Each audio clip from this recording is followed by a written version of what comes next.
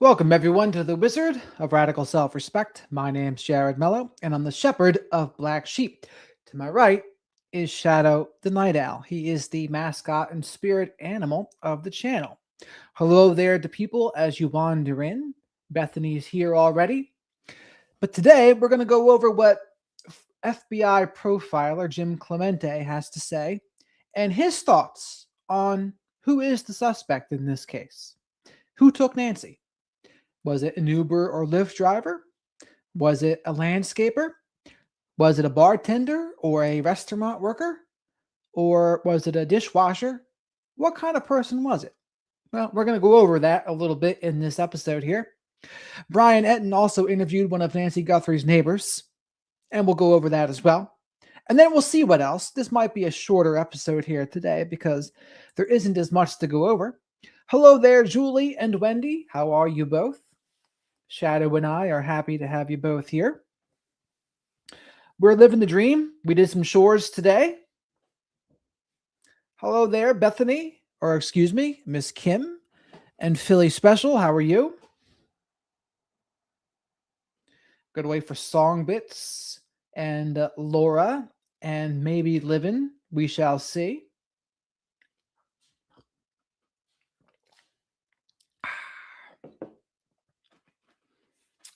A chicken? Shadow is an owl, not a chicken or rooster. And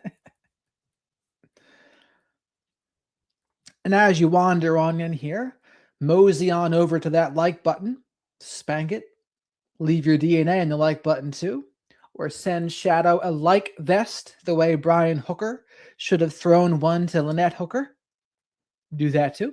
Make sure you're subscribed to the channel. And as always, super chats, super stickers, and becoming a channel member or gifting channel memberships.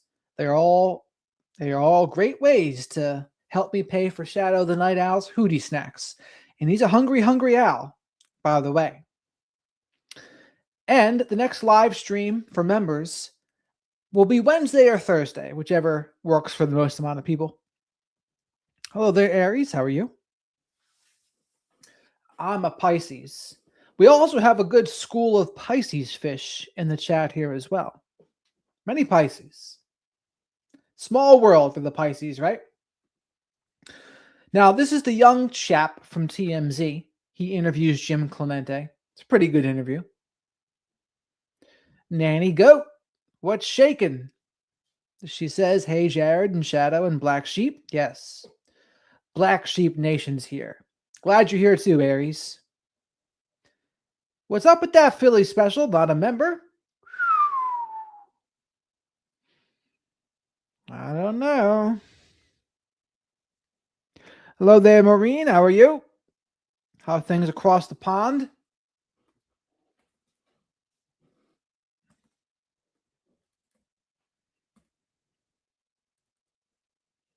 Risk, maybe. Taurus, Pisces. Shadow and I are Pisces. We don't know much about these Tauruses. Tauri. What's the plural of Taurus? Tauruses or Tauri? It's all in good fun, Philly Special. Hello there, Dana. How are you?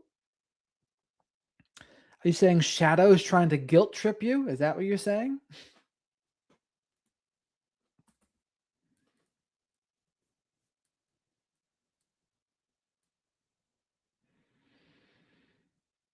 Sagittarius, Miss Kim. Shadow and I are doing pretty well today. See? What about that, Nikki? I told you there's a lot of Pisces around these parts. Shadow and I seem to attract the Pisces. Hello there, Jackie. Hopefully you're having a better day today than you were yesterday. D, what's shaking D? Now we need the other DD, and then we need the other two Julies, and then a couple Lauras. There's also a bear and an old bear. You can't forget them either. All sorts. So you have all sorts of mixtures in here. What a great way to start the show there, Nanny Goat. Shadow looks hungry. And Shadow says, yes, I am. Thank you very much there, Nanny Goat. Shadow and I appreciate that super chat. You are the best. As for others, super chats are always welcomed, as are super stickers and becoming a channel member or gifting the memberships. Hello there, Sunshine Lady. Oh no, Christian doesn't believe in those devil-worshipping astrologists and horoscopes.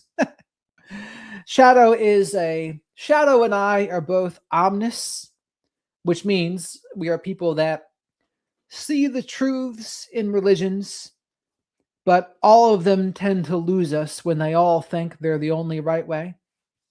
So that's just Shadow and I's thought. I think there's much to learn. Hello there, IP. What was I going to say also? Oh, yes. For the rest of you, likes are free, of course. And so is subscribing to the channel. You only have to subscribe to the channel once. The like button requires a rep every video. And I go live almost every night to talk about true crime, current events, and psychology. I use my experience with mental health, addiction, narcissistic abuse, and narcissistic family systems to give my unique insights on those things. And Shadow has some very unique insights as well. Kisses right back at you, Philly Special. Ah, a lurker, Nikki. How about that? Nothing wrong with a lurker. We're a very welcoming group, I would say. Hello there, Mav's wifey and husband. Hello there, Mystery Diva. How are you?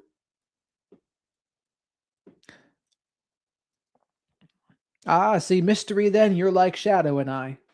Omnis. Well, Risk, I wouldn't put it past some YouTubers to do such a thing. Especially when you dig into the past of some YouTubers. They can be a wild bunch, let me tell you. But let's jump into this TMZ interview here with Jim Clemente. Hello there, Nini. How are you? Nothing wrong with lurkers, D. We don't expect everyone to participate.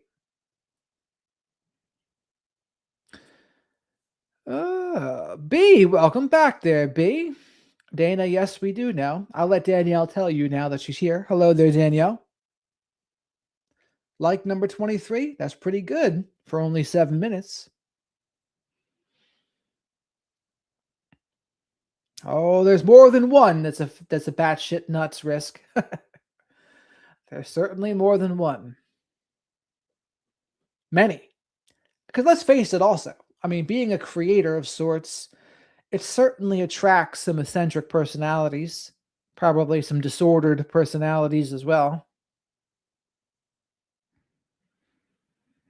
Yes, Danielle, I'll put the announcement on the screen here. So good vibes for Danielle and Leo's parents. Thank you for the prayers for Leo. He went over the Rainbow Bridge last night around 11:30. Such a sweet baby. So Danielle was saying that had sepsis in his eye and had a stroke. Sad times. Shadow's sad too. Shadow sends some good vibes though.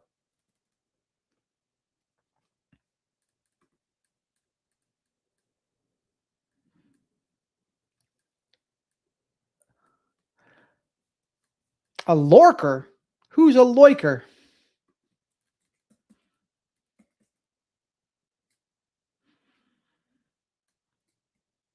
Clearly, Philly Special is not a lurker because she participates.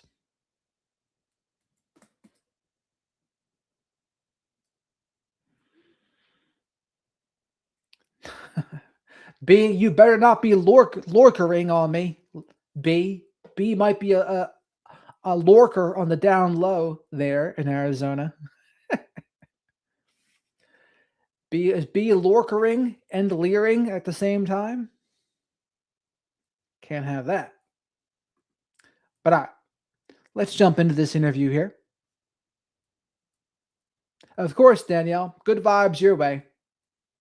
Blood spatter at a crime scene tells a story. What we know for certain is that she was not covered completely in a blanket and carried out of the house. That didn't happen. They were not a sophisticated criminal. This is not something they've done before.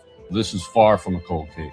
They're going to have his name and his age and his address in a matter of weeks.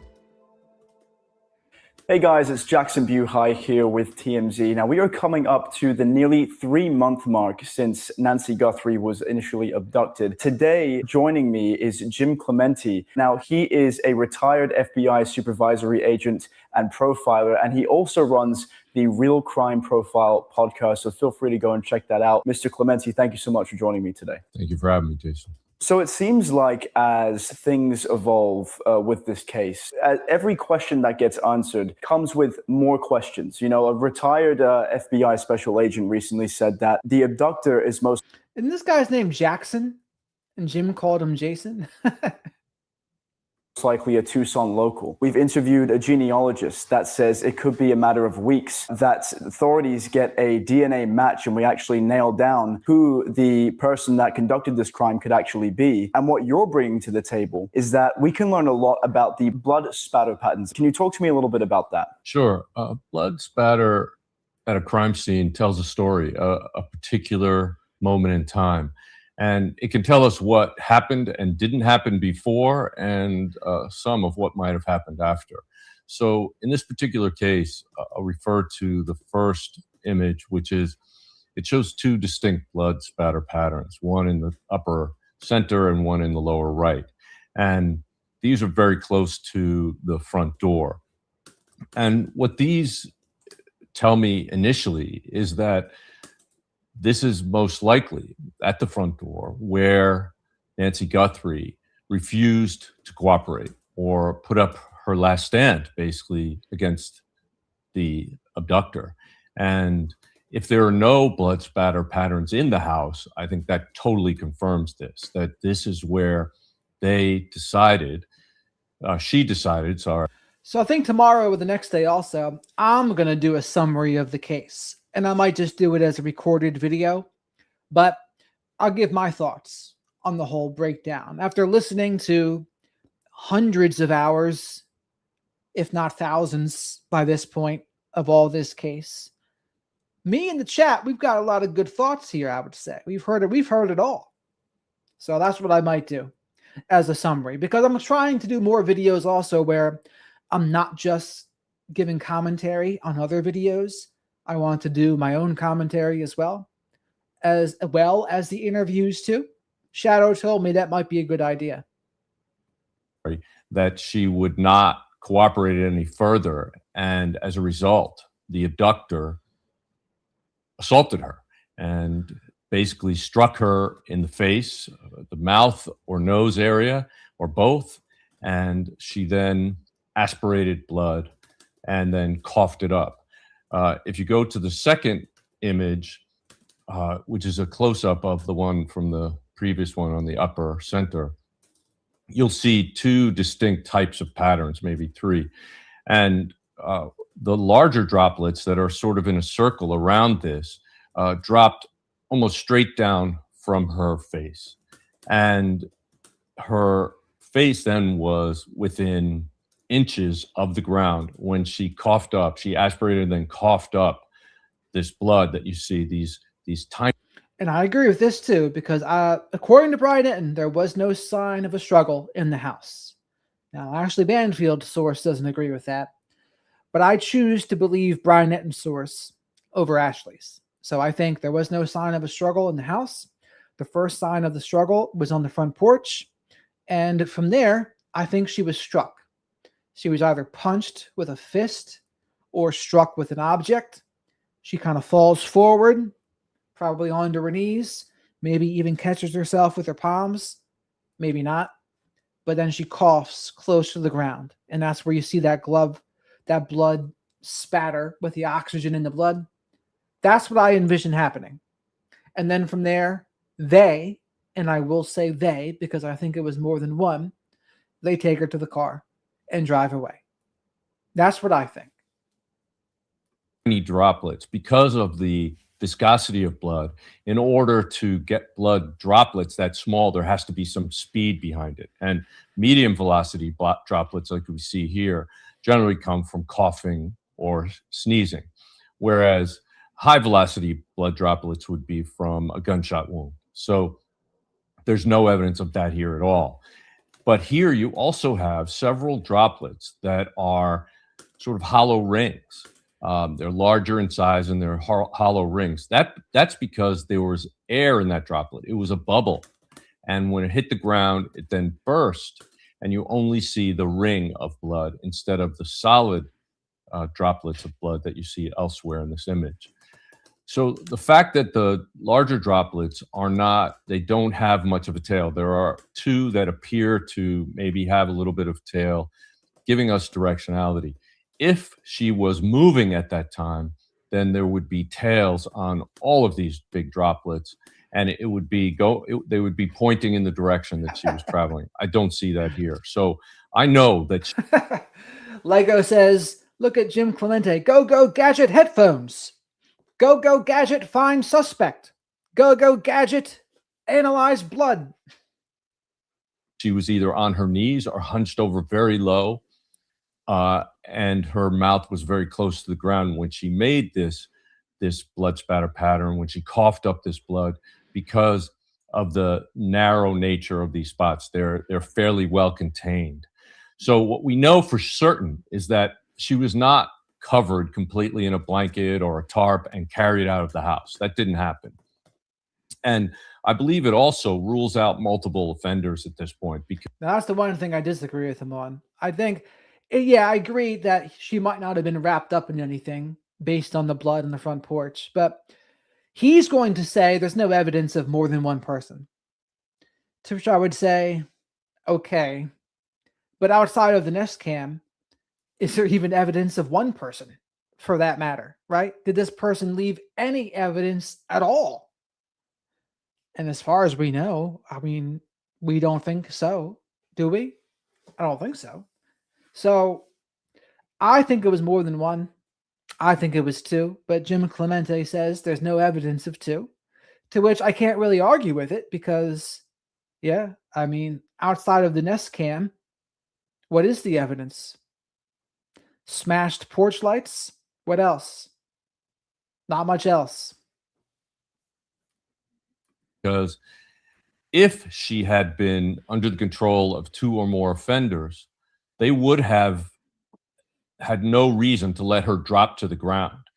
If there was one offender who struck her in the face and then she fell to the ground, then he picked her up, which would account for the fact that the blood droplets dissipate and almost disappear as they then travel towards the vehicle at the end of the walkway. So this tells us a story that at this point, I believe she stood her ground and was punished for it in order to get her back into compliance. And then I believe she was carried away, probably with her face facing upwards, which is why you don't see more concentrated droplets of blood from that point forward towards where the car would have been waiting. What I'm wondering is, it's been said that her phone disconnected from her pacemaker approximately 45 minutes after the initial entry was made to the house. That's when we see Porch Guy on that Nest doorbell camera.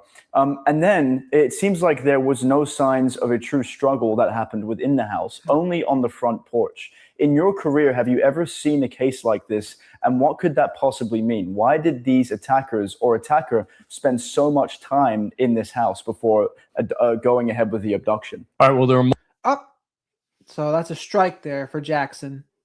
So we don't necessarily know that perpetrator was in the house for 41 minutes.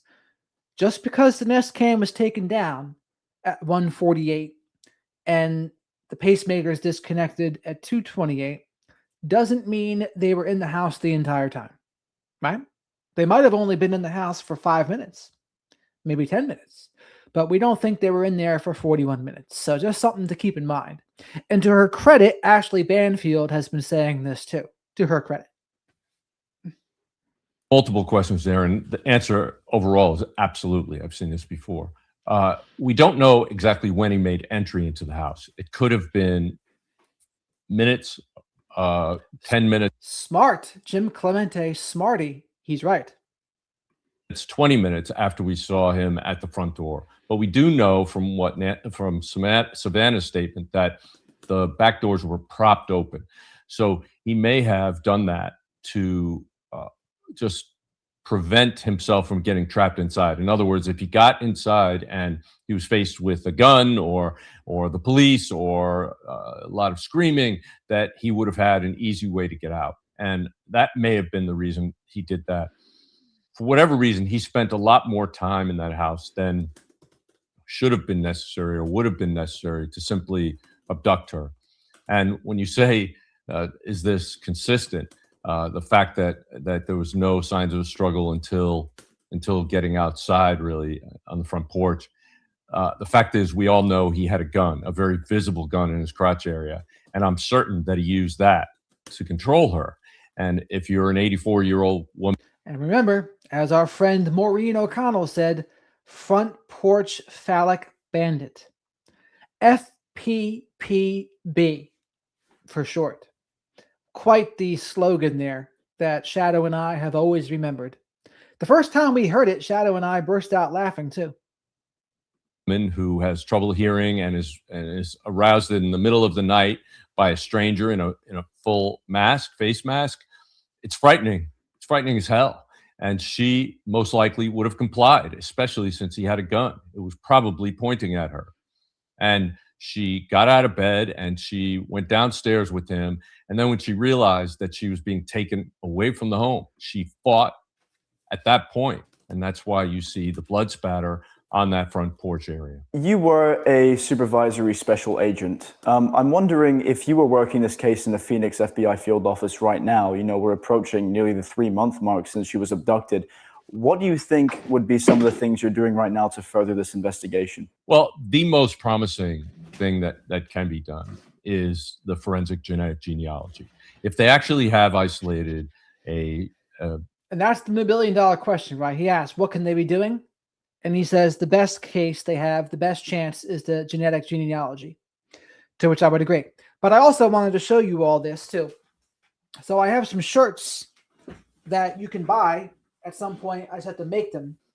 But this is my Revenge of the Black Sheep shirt. And this is a men's large. But this is one option of shirt to buy, Revenge of the Black Sheep. There's also, I could do one like this with Black Sheep Nation. There can be other designs too. If you prefer other designs, Rooster was doing one. But this is an option. He's like, hey, Jim Clemente, what do you know that we don't? So this is a basic design, right? It's not fancy in any way. But like, it's a shirt that I would actually wear because I'd only want to show, like, give out shirts that I would actually wear. So it's simple. Revenge of the Black Sheep. Yep, I could try to do that as well. Yep, see Rooster? There he is. Welcome, Rooster. I'll get one for Shadow. But I got these from the place around me. There might be several options. There you go, Dale.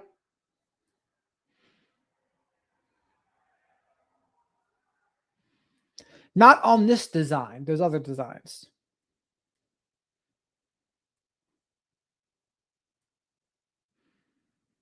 Yeah.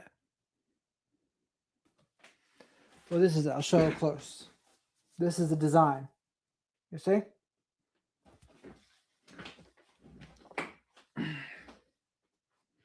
There could be all sorts of options. There can be tank tops and all sorts of things. So Rooster has a design too. Like, I want to give people like several options of what they would want. Hello there, Wow. Welcome.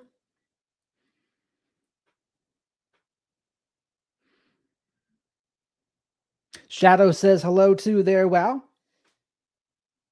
Let's continue here. Remember to like the video out there because likes are free, and subscribe to the channel. A profile of this offender, then there's absolutely no question they're going to identify him. They're going to find him. They're going to have his name and his age and his address in a matter of weeks, if they did isolate that. If not, the best thing that law enforcement could be doing is basically finding out every single person she had contact with over the last weeks, months, years, even a decade. And the same with Savannah, because Savannah is a celebrity. We may be dealing with somebody who was basically a celebrity stalker, somebody who felt in their mind they had a delusion that they had a reason to have a relationship with her, and she may not have reciprocated that just in their own mind, and that could have given them cause to try to hurt her by abducting her mother. The reason why I feel this is a very strong possibility is that they didn't send a ransom note privately to the family. They sent it to the media. That tells me a very important difference between almost every other kidnapping case with a ransom that I've ever seen. And that is, they usually want privacy. They want secrecy. They don't want the media and the police involved. Because as soon as the media is involved, the police will be involved. And they try to avoid that generally. So it tells me what they wanted was the publicity. They wanted the attention of Savannah Guthrie, and they got it. She talked directly to them. She made several videos. She apparently sent a note back. And all of that could have been exactly what this offender wanted. Now, I believe that they thought they were more prepared than they actually were. Obviously, their actions and inactions around that door camera show that they were not a sophisticated criminal, that this is not something they had done before. This is something. And I don't know, Jim Clemente can say it wasn't a sophisticated criminal, but that unsophisticated criminal, quote unquote, is still free and clear 87 days later. Now, as I mentioned, the hope from the other case, though, the D4BD case, it took 6 months, and they found Celeste's body in a trunk of his car. And they didn't make an arrest in that case for 6 months. So maybe there's a possibility something like that's going on here, but I don't think so. I get the impression they don't have much. And part of the reason I get that impression is because I think they trampled the crime scene. And in my video I do on it, I'll go over more about that. But, it's possible. It's possible they have more. They probably have a lot more than not telling us, but how useful is it? That's another question entirely. So when he says unsophisticated, I don't know. The quote-unquote unsophisticated person is still at large. Someone who really thought they were prepared, but showed up in an outfit that was light in color for a night operation with reflective straps that identified a backpack that is only sold by one retailer. These are major mistakes. He held up his hand to cover the camera and may have showed that he had a wrist tattoo on that arm. All of these things are major mistakes, and they're going to be reasons that he is going to be caught. It's been said as well from, again, a former retired FBI special agent that the person in that Nest doorbell video is likely a Tucson local. I'm wondering what you think. Well, I do believe that the highest probability is that it is somebody that has some passing connection to Nancy. In other words, that could have been recent in pre-attack surveillance, or it could be for a long time ago because they're local. I think either is possible. I think it's somebody that possibly was an Uber or Lyft driver, possibly was a repair person that came into the house or delivered packages or took care of the lawn or the pool, that they had some innocent interaction with her in which Nancy may have mentioned her daughter, and this person gleaned that she lived alone, that she was vulnerable, and that she had the connection to this famous person. All of that tells me that they at least spent some time in the Tucson area before this abduction. I don't know if they were actually local, but they may have gone there for that reason, to find out as much as they could about her. Many have called the investigation at this point a cold case. Again, nearly 3 months have passed. Have you ever seen an investigation like this one, where it goes for 3 months without any meaningful leads, at least to the public's knowledge, before a breakthrough happens? Absolutely. It happens all the time. But this is you hit on the point. Without the public's knowledge, without the public's knowledge is how most investigations like this, especially when somebody's life was in the balance, they should be conducted because the investigators have to keep things secret so that they don't have people interfering with their investigative process.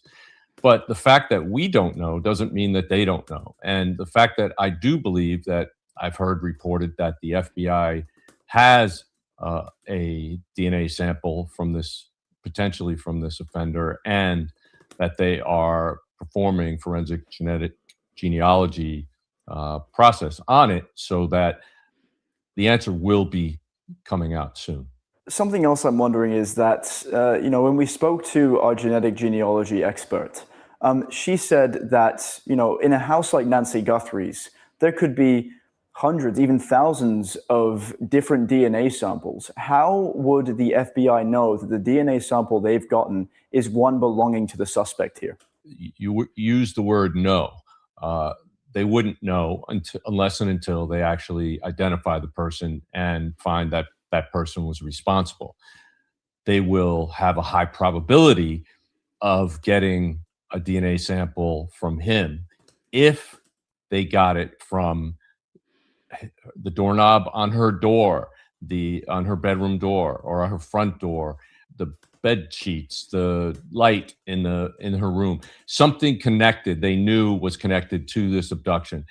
He could have discarded something. Maybe he ripped off her watch. Maybe he grabbed her pillow and put it over her face so she wouldn't scream. I don't know what the facts are of this particular abduction, but there would be ways investigatively to try to narrow that down. Of course, there's going to be DNA samples from many people in any house.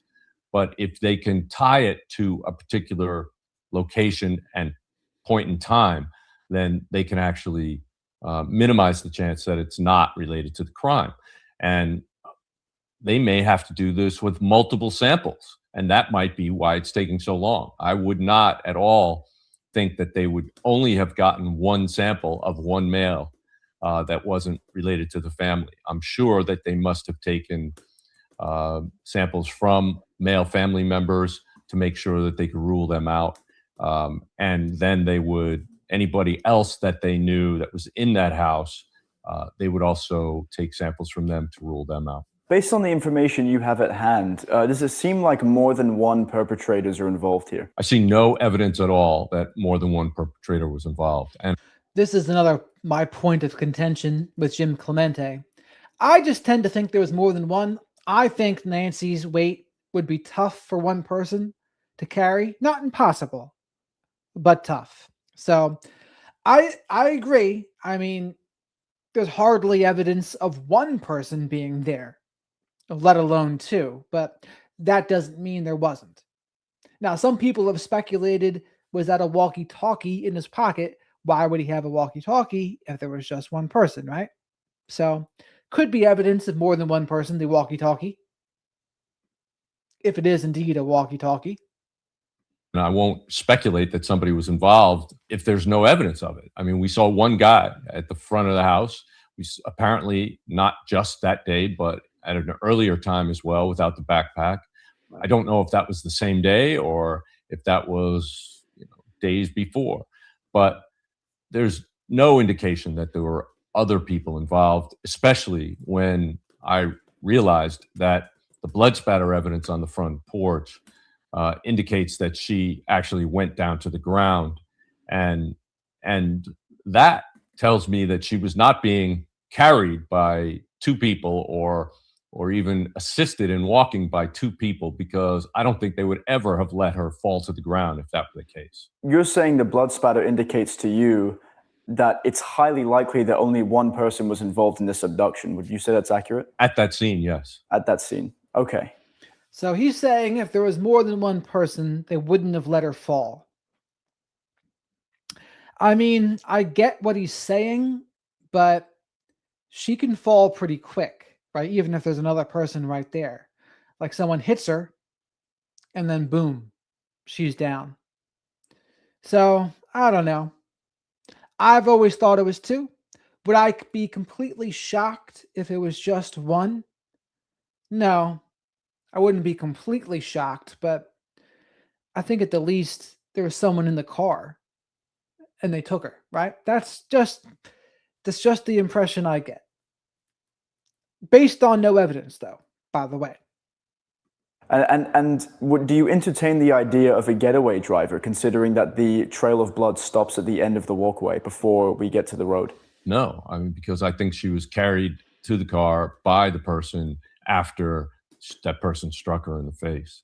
And she went down and coughed up this blood. But also, you mentioned earlier, it was 42 minutes between the time he was playing with that camera and the time her device disconnected from her phone or her watch. And this guy was taking his time. He wasn't in a rush. And a getaway driver is somebody you leave waiting because you want to get out in 90 seconds, not 42 minutes. Interesting. Yeah, I think you provide a different insight to anybody I've interviewed before in the Well, sense that I've worked thousands of abduction cases and bank robbery cases and um, kidnapping cases and sexual assault cases over the course of my career. And we actually, at the BAU, the Behavioral Analysis Unit in the FBI, where the profilers are, is actually part of the National Center for the Analysis of Violent Crime. We study all the violent crime in the United States and much of it across the world. So we're in a unique position in that we get to actually do this our entire time in the FBI. And therefore, we have exposure to a greater variety and a greater number of each type of case that most agents and most law enforcement officers don't have. That's why we actually teach law enforcement across this country and around the world. No, I agree. And what I was going to say was, we've interviewed other people from the FBI that have entertained the idea of a second perpetrator. But I like what you're doing. You're taking the evidence you have at face value, and you're not speculating. And I think it's interesting to entertain the idea that it could have been an Uber driver. It could have been someone that she knew, a construction worker doing work on her house. Something I haven't heard before is just based off the blood pattern. It's a very significant indicator that only one person conducted this attack. So yeah, at least at this point, I'm not ruling out that somebody else is involved somewhere else, but there's no proof. There's no evidence of more than one person. We only have evidence of one person.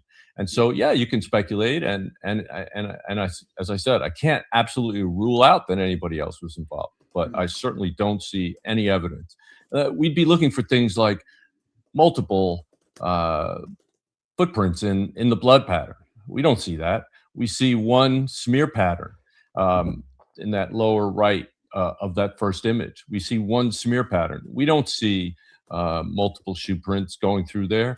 And so that would be an indicator. We don't see, I'm not aware of multiple shoe prints in the bushes around the house, or any indication that things happened so fast it couldn't have been done by one person.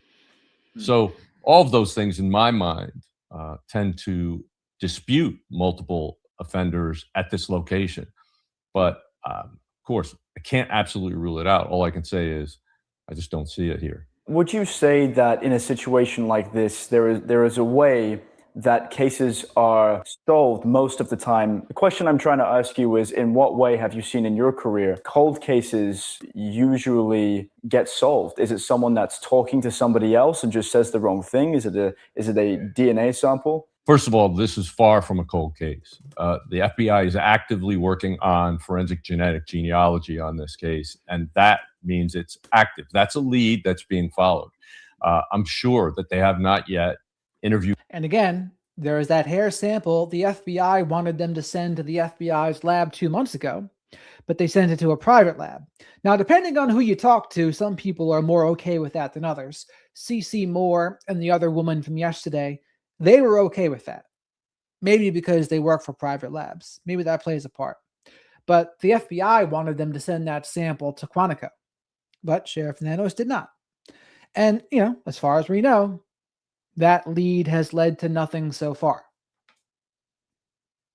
Every person that Nancy or Savannah interacted with over the course of the last months and years.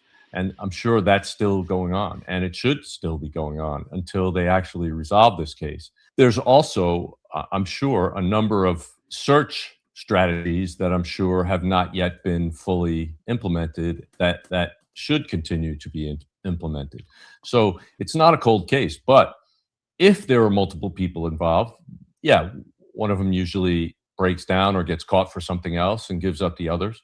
But more likely, somebody who knows this offender, somebody is out there who knows this offender, who lives with, works with, plays with, hangs out with, lives next to, has some interactions with this guy.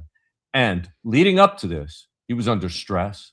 And when the images were released, that stress maxed out. And because of that, he likely tried to change his appearance, tried to maybe leave town for an emergency, stay away till things calm down, maybe change the color of his car, maybe cut his hair, shave his beard, mustache, whatever, or grow one if he didn't have one. But definitely try to lay low, change his appearance, get away. And before this happened, he may have been mouthing off to people around him about what his intentions were, leaking out some information without intentionally trying to. But also, after it happened, he may have been asking a lot of questions, trying to figure out what was really going on, trying to see if anybody around him was being talked to, trying to assess whether or not he needed to run. And so those changes in behavior will be noticed by somebody around him. And hopefully those people will call into law enforcement. And that will dovetail with this genetic genealogy investigation. And hopefully it will bring this case to a close relatively soon. Mr. Clementi, thank you so much for joining me today. All right. I mean, I don't know. I think someone would have noticed the change in behavior already. And unless that person gets like drunk and tells them themselves, it's also possible the person's dead. I mean, we don't talk about that much because that would be pretty anticlimactic, but that definitely could be the case too. But by the way, please remember to like the video, everyone, because likes are free. Spank the like button. Leave your DNA of choice in the like button. Throw Shadow the Night Owl here a like vest, the way Brian Hooker should have sent one to Lynette Hooker, but did not.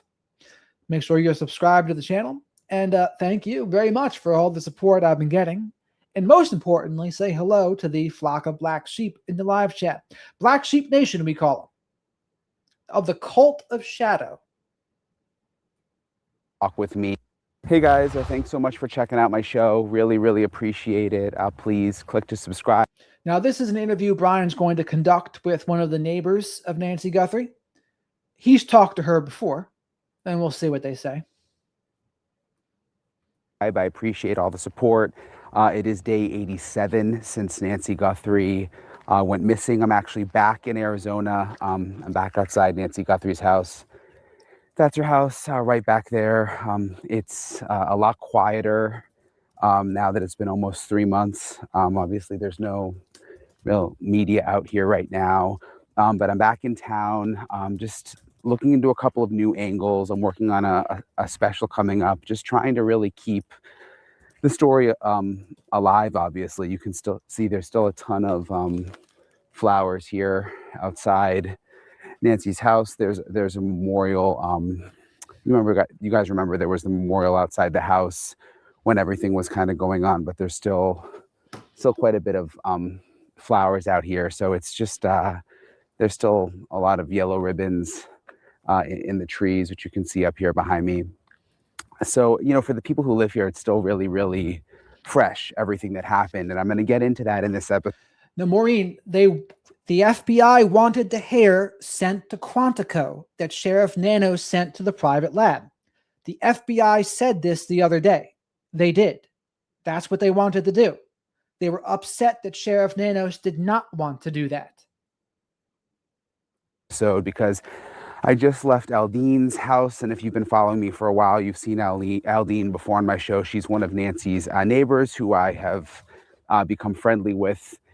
And for the people in the neighborhood, I mean, they hoped that this would be solved a long time ago. I mean, they never would have thought it would be 87 days. And we went over all of this stuff with the hair DNA yesterday. The FBI wanted the hair sent to Quantico. They said it and they didn't even mention Sheriff Nanos by name, but they wanted him to send it to the Quantico lab 2 months ago, but he didn't. So they wanted it sent there. It didn't get sent there, but that's because they didn't listen to the FBI. It's almost 3 months, and they would still not have any answers about what happened to Nancy. And a lot of people here know Nancy. By the way, you see how in this mailbox, like there's these yellow ribbons that people have around their mailboxes and around their trees to remember Nancy. And again, for the people who live here, this isn't just a story about Savannah Guthrie's mom that went missing. This is a woman who they've known for decades, people who have lived in the neighborhood for a long time, like Aldine. So I wanted to check in with Aldine. She can kind of give us a sense of how people in the neighborhood are feeling. Also, the FBI has been to Aldine's house several times since I was last here, which I think has been about...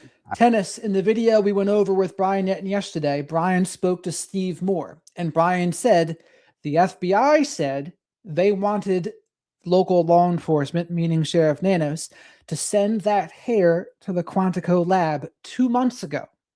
But local law enforcement didn't listen. They sent it to a private lab.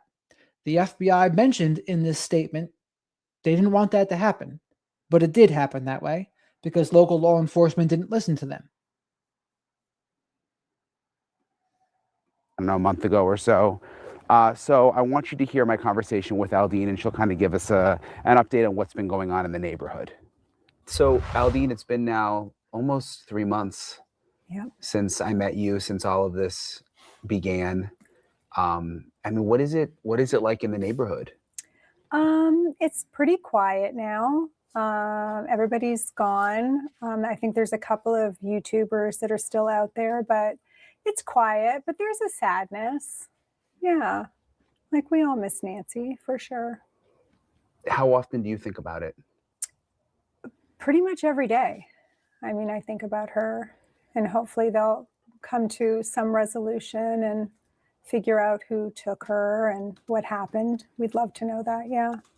Has there been any like updates? I mean, you live so close to her. Did they come around, and have you like spoken to the police at all? Not really. The FBI a couple of times, as you know, but nothing. No, they don't. I see their cars, but not them on foot or anything. Yeah. The FBI's come back just to see what. Yeah, and I don't know how much you want to say, but yes, the FBI have been here. Brian, well, should I say? Yeah. Well, Nanny, I would also say that if a dog barks, usually people wouldn't think the worst. People often wouldn't think, oh, Nancy Guthrie's being taken from her home. They'd probably think something along the lines of, oh, he probably, like, there's a deer or something, some sort of animal out there that he's barking at. That's probably what people would think. Yeah, I mean, we've been in touch a lot because there were some letters that came to your house, to my house, for me, for you. Yeah. Yes. So, but it just likely that had to do with Nancy Guthrie, but it seems like they are just people with weird ideas. I don't think it's anything significant to do with the case. No. But, and I'm sorry that you had to get letters. I don't know why that was happening. That's okay. No. It was definitely interesting. And I did get to know an FBI agent because of those letters. And he's a super nice guy, and they're working really hard to try and solve the case. Yes. Yeah. What are the other neighbors saying? I think everybody's just sad. I think it's mostly sadness. And, we all would love to know what happened, and that it, hopefully will never happen again. Yeah. Yeah. Has anything happened at the house? I mean, I just drove by. I hadn't been there in probably, a month. There's a lot of flowers. It looks like fresh flowers out there still. I mean, are people still coming by? I think people are still coming by. Not as many, but they are definitely coming by. She had to get her cameo. Yeah. But it's pretty mellow, basically. Yeah. Are you worried about, I mean, it's just, it's been 3 months. Are you worried about it not getting solved, or do you? Well, we think about it not getting solved, and we a little worried. Yeah, that it's a worry for all of us, for sure. Yes. It doesn't seem like there's much, from what we know, leads at this point, but maybe someone will see some, you just hope that there's that one Someone just has to talk. Yeah. Someone knows that man in the video Yeah. by the door. So someone just has to say who it is. Yeah. Have you thought any more? Because you were one of the people who saw something strange on January 11th from your bathroom window. The person walking down the street, right? Have you thought any more about that? I mean, has the FBI asked you any more? I think they came back after we did our interview. They did come back after we did our interview, and we talked a lot about it. But I mean, I didn't get to see their face. The person walking. The person walking. So I couldn't be much help other than I noticed it. Definitely was something odd, but yeah, nothing came of it. Do you think people are, like you and I were talking, it seems like the community is sort of in a weird place. Like they want to remember Nancy, but there's really no finality to all, you know what I mean? Right, it's like you don't want to say she's passed away, but at the same time, people are kind of looking for a way to memorialize her in a way. Absolutely. I think there's a lot of people that would love a memorial, but like I said, it's, of course, on the property, it's up to the family. Yeah. And I really respect the family and let them mourn the way that they need to mourn. Yeah, of course. So, yeah, but I do see that people do want something, yes. One thing I heard, which I hadn't heard initially, was that did she at one point rent out the casita? Yes, I heard that. And I used to see a car parked there, which I didn't think it was her car, but I didn't know at the time that she rented it out. But yes, I have heard that. Yes. Was it a regular thing, do you know, or just? I definitely saw that car there for months, maybe even like a year. So I don't know. Honestly, I don't know if it was a regular thing for her or not. Do you know if she was ever going to sell the house? You know, I'd heard that quite a few years ago that she thought about it, and then it didn't happen. Like it didn't go on the market or anything. Yeah. I don't think so, but I'm not positive. But yes. One thing I've heard is that like the task force investigating is going back, looking for like every connection that people had to Nancy, like the smallest things, contractors, people who were in the house, you know, going back even maybe a decade. Oh, wow. Yeah, just wow. Because statistically, you know, it's normally someone who you know in some way. It might not be someone you know, but someone who knows you. You know, even if something very, very small. Sure. But you just think about how long that would take. And I mean, you know, the neighborhood, there's a lot of people that come in and out and contractors. And when you have a house. For sure. Yeah, absolutely. Well, I think that's great. They probably should go back. Yeah. You know, years at least to find out if somebody had an issue or who knows. Are you nervous people will just move on? I'm not nervous that people move on. I mean, I think it's such a sad thing. I don't think anybody will ever forget. This case went, people in Europe were, you know, they all knew about it. So I don't think it's ever going to go away. I think people will always remember it and think about it. Don't you think? I think so. Yeah. It's just weird. I guess coming back here, it's so much calmer now, which is a good thing. I mean, I know a lot of the neighbors, but you just hope that it doesn't get sort of just forgot. I mean, I guess that's why I keep covering it so much. Yeah. And I don't want to like milk it. I mean, you know what I mean? It's like and I'm working on other stories too, but of course. At the same time, you don't want people to just forget about it, especially because they need the tips.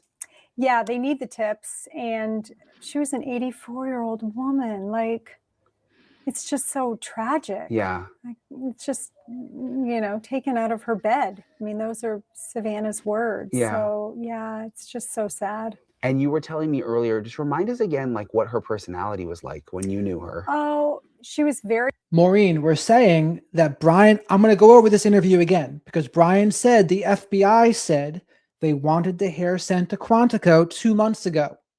That's what I'm saying. They didn't do it at that point, but they wanted local law enforcement to do that. That's what I'm saying. But they didn't listen. And they wanted it 2 months ago to happen, but didn't happen 2 months ago. It might have happened more recently, but it didn't happen 2 months ago when the FBI initially wanted it to. Very vivacious, very kind, very open, very nice. She was just a lovely person.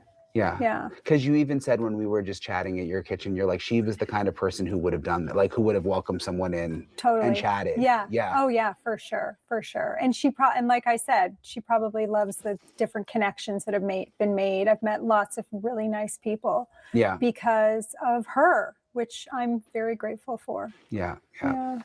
Anything else, Aldine? Again, I'll repeat for the 10th time. The FBI wanted it sent to Quantico 2 months ago. That's what they wanted to have happen. Because if not, Brian was wrong yesterday when he said that statement. They said they wanted the thing to go to Quantico 2 months ago, but it didn't. It might have happened more recently, but they wanted the local law enforcement to do it 2 months ago. They sent it to a private lab instead. The FBI wanted it to go to Quantico. That's what they wanted.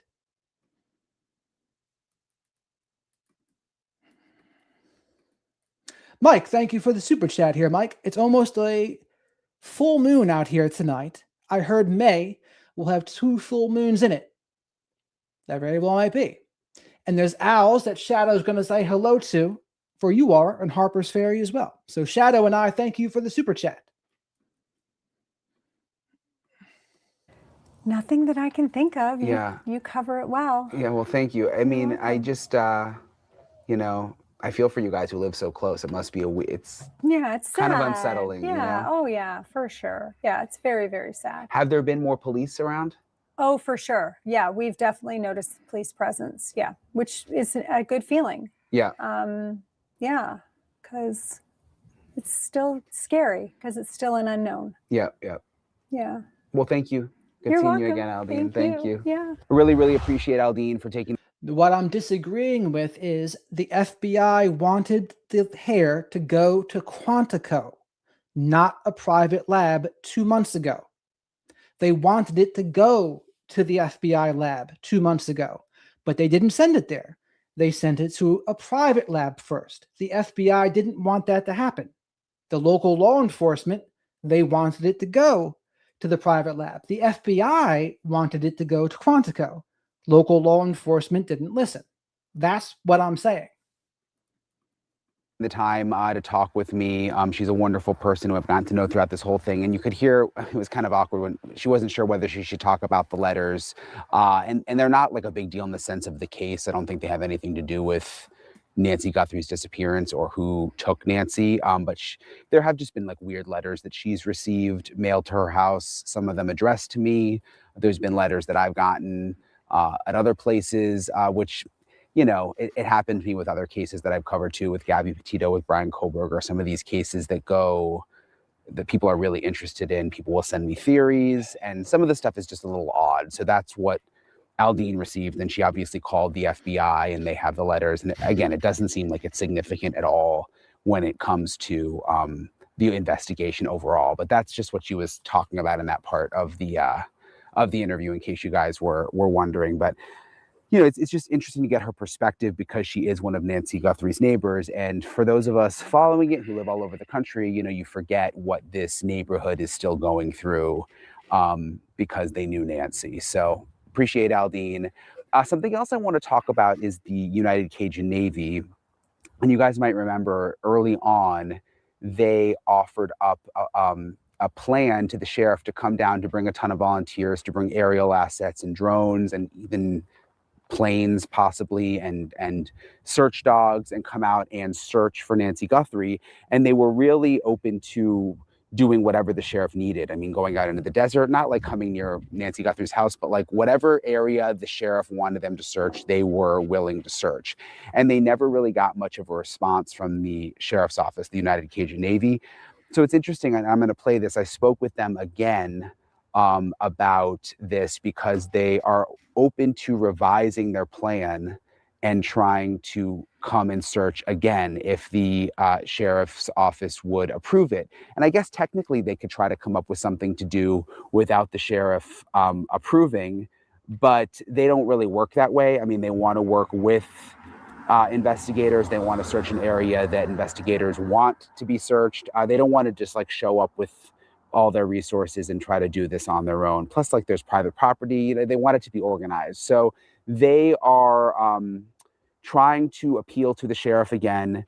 They say that they will revise their plan And there's even like a local petition that's been going around that people have been signing saying, hey, allow the United Cajun Navy to come and search. So this is my interview with Brian Trasher from the United Cajun Navy. I spoke to him earlier today. Hey, Brian, how are you? Thanks for talking with me. I appreciate it. Sure thing. Good to see you. So it's been a while, but I was here several months ago in Tucson, and I spoke with Cajun Navy. They were on the ground. There was a couple folks here. They had submitted a plan to the sheriff. They were waiting, kind of just like, in town, waiting to see what was going to happen, maybe going to call in more people. And then at that point, there was no response. What has sort of developed since then? Because I know you're wanting to submit a different plan now, right?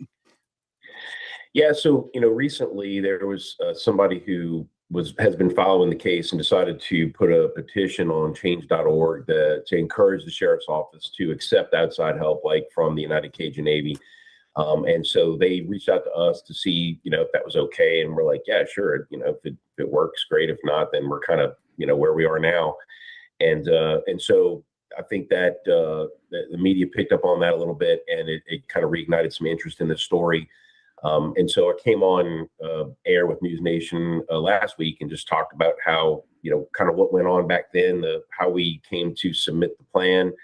We never really got a green light from them, so we stood everybody down, and we've just been kind of hoping and praying for some kind of news to come out of this case since.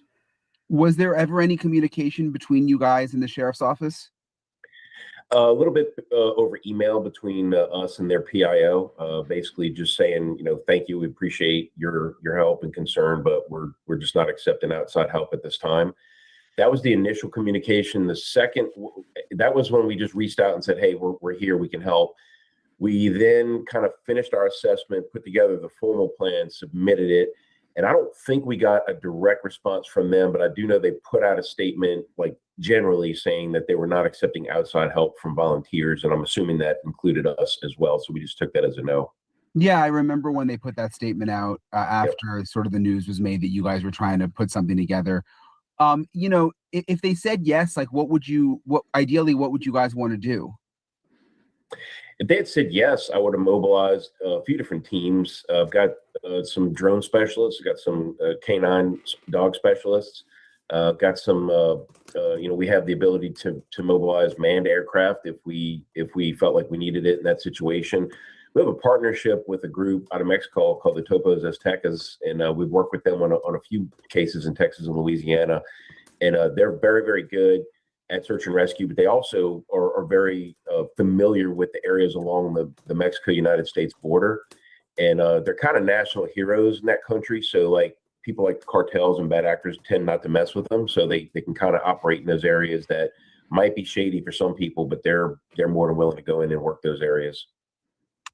And I guess one thing I've been confused by is it's not like you guys want to go anywhere near the crime scene or near where Nancy's house. I mean, there's vast desert here. There's other missing people. It just seems to me like you may even find something else that could be relevant in another case. I mean, because there's a lot of areas that just nobody searches around here. I would say on 50% of the searches we do, Brian, all over the country, we end up finding remains of someone that we're not looking for, but that was also missing. So like you said, yeah, you could come up with something that... Isn't that interesting? They'll look for someone else, but they might find someone they weren't even looking for. How about that? So you might find a cold case by accident. And they're also talking about the Cajun Navy here too, where I think they should have let them go search, but they just didn't. It's helpful. We've helped close a lot of cold cases just by accidentally finding someone that while we were looking for somebody else. Is it unusual for you to get this kind of pushback where the sheriff's office is just kind of ignoring you guys? It's, I don't know if I'd say it's unusual. More often than not, we find that these types of agencies want the help, especially in a high profile situation like this. Every now and then we'll get a no. In this case, I think that when we get a no, there's a lot more communication that goes into it before we get to the no. And in some cases, like they just don't have the bandwidth to coordinate with an outside organization like ours. And that's in a lot of small towns, rural counties. city like Tucson's not huge, but I think they would have the capabilities to at least give us one point of contact to work with, but they chose not to, and that's their prerogative, of course. Do you think it's still just, I mean, it's been almost 3 months, but do you think they'll come back to you as more time passes? It's possible. We've said, publicly that the offer still stands. We'd have to take some time to revise it and revisit with some of our partners, see who's available, to put it back on alert. But we'd be willing to, obviously, and it would be absolutely no hard feelings, just kind of pick up where we left off and see how we could help. That's how we operate. We're working in several states right now on several other cases, so it would not be something new for us. Yeah, I respect you guys too, because you don't want to just come out here and just start searching on your own without sort of some direction, right? Yeah, and because you have to make sure that you're not trespassing. You have to make sure that you're not going anywhere near any sensitive areas that you could potentially contaminate, like a crime scene or some kind of evidence. When I've seen people's eyebrows like that, they say his right eyebrow can't believe what's coming out of his mouth. And ultimately, you just don't want to be lurking around in a place like if it was in like South Louisiana, like we go. I mean, this is where we live, right? So like we'd be fine going and kind of looking around on our own. But when you're another place like Tucson, Arizona, that we're not that familiar with, we're a guest, so we want to act like guests and not walk into the house with muddy shoes, if you will. Right. Yeah. I mean, this is a case, and it seems like for you guys too, that has impacted so many people. I mean, obviously people know Savannah Guthrie, but also, we all have like elderly parents, and the fact that she's still just basically vanished and it's been 3 months, people can't really wrap their mind around that. They're upset about it. They are, and rightly so. And there's been a lot of, I mean, you've been on this since day one, so like how there's been a lot of bizarre things surrounding this case regarding the investigation and some of the other just kind of outside things that have happened in relation to this case. It's very strange, but yeah, my heart just goes out to the family because like I think that they've already kind of in their minds like put it in that like, okay, mom's no longer with us, but they got to have some kind of closure. It would really be great if be a miracle if we could find Miss Nancy alive, obviously, but if we just found her, period, wherever she's at now, so that family could observe their traditions and say goodbye the way they want to on their terms. It would be so helpful for the healing because this is a traumatic experience for them that they're going to need help with for probably years to come. So if the sheriff said, let's do this, let's make it happen, how quickly could you guys mobilize and get something together? Probably within 72 hours, I could have the first few personnel on the ground. And within a week, I could probably have the whole thing spun up. Wow, that's fast.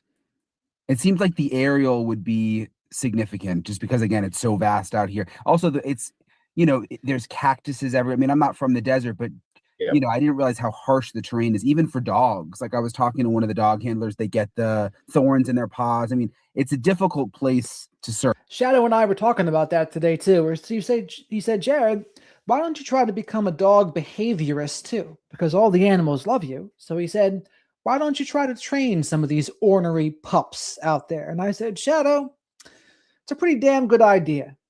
Because Shadow and I often, we like animals more than some people, by the way. So it's like, okay, maybe try to be a dog behaviorist. How about that? I say, why not? But also out there, please remember to like the video because likes are free. Spank the like button or leave your DNA on the like button. Say hello to the flock of black sheep in the live chat. Black Sheep Nation, I call them.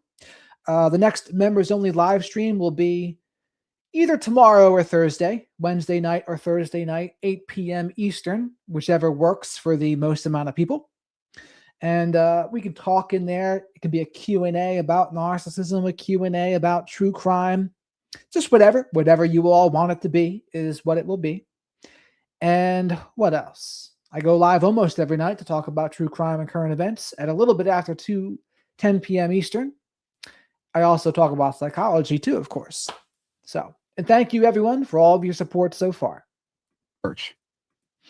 It is, and the first thing I would do is go with my UAV, my drone team, because we have the ability to, I would get some intel from the sheriff's office. Okay, what's some areas of interest that you think we should search? make a grid, do some photogrammetry, see what the actual topography and everything looks like over there. And go to your point about the dogs, I would probably use at least 2 different dog teams, because in that heat, they can only work so many hours at a time. And so we'd have one set resting while another one's working and try to rotate them like that. But then the thermal drones have the ability to detect heat signatures. And, some people say, well, yeah, if it's a person that's no longer alive, they're not going to be hot. No, but usually human remains has things that are alive around it, if you will, for lack of a better way of saying it. So that would, if there was some kind of unusual activity, some, type of wildlife around just kind of gathering, you might think that there's something of interest there for them. So we would mark that area and then go back and check it on foot. Ed Smart, Elizabeth Smart's dad, has been speaking out about this. A lot of big figures have, just not wanting people to forget about. Mike, thank you very much for the super chat here. The Shadow says thank you too. IR the other night and brought up psychic paranormal as a tool for law enforcement. Chris has used psychics, but the other 3 guys did not care for it. I would say people officially in law enforcement probably have stigma against psychics, if I had to guess. They probably think it's woo-woo, but the people that are not in it, they might be a little more open to it, if I had to guess. Me personally, I would say, yeah, hear them out. I wouldn't put all my faith in them, but I would say, yeah, see what they say. And maybe you can get a good lead out of it.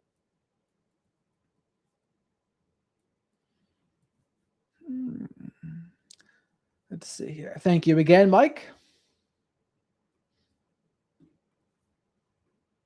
The case. I mean, do you think it's time for a bigger sort of push to search for Nancy?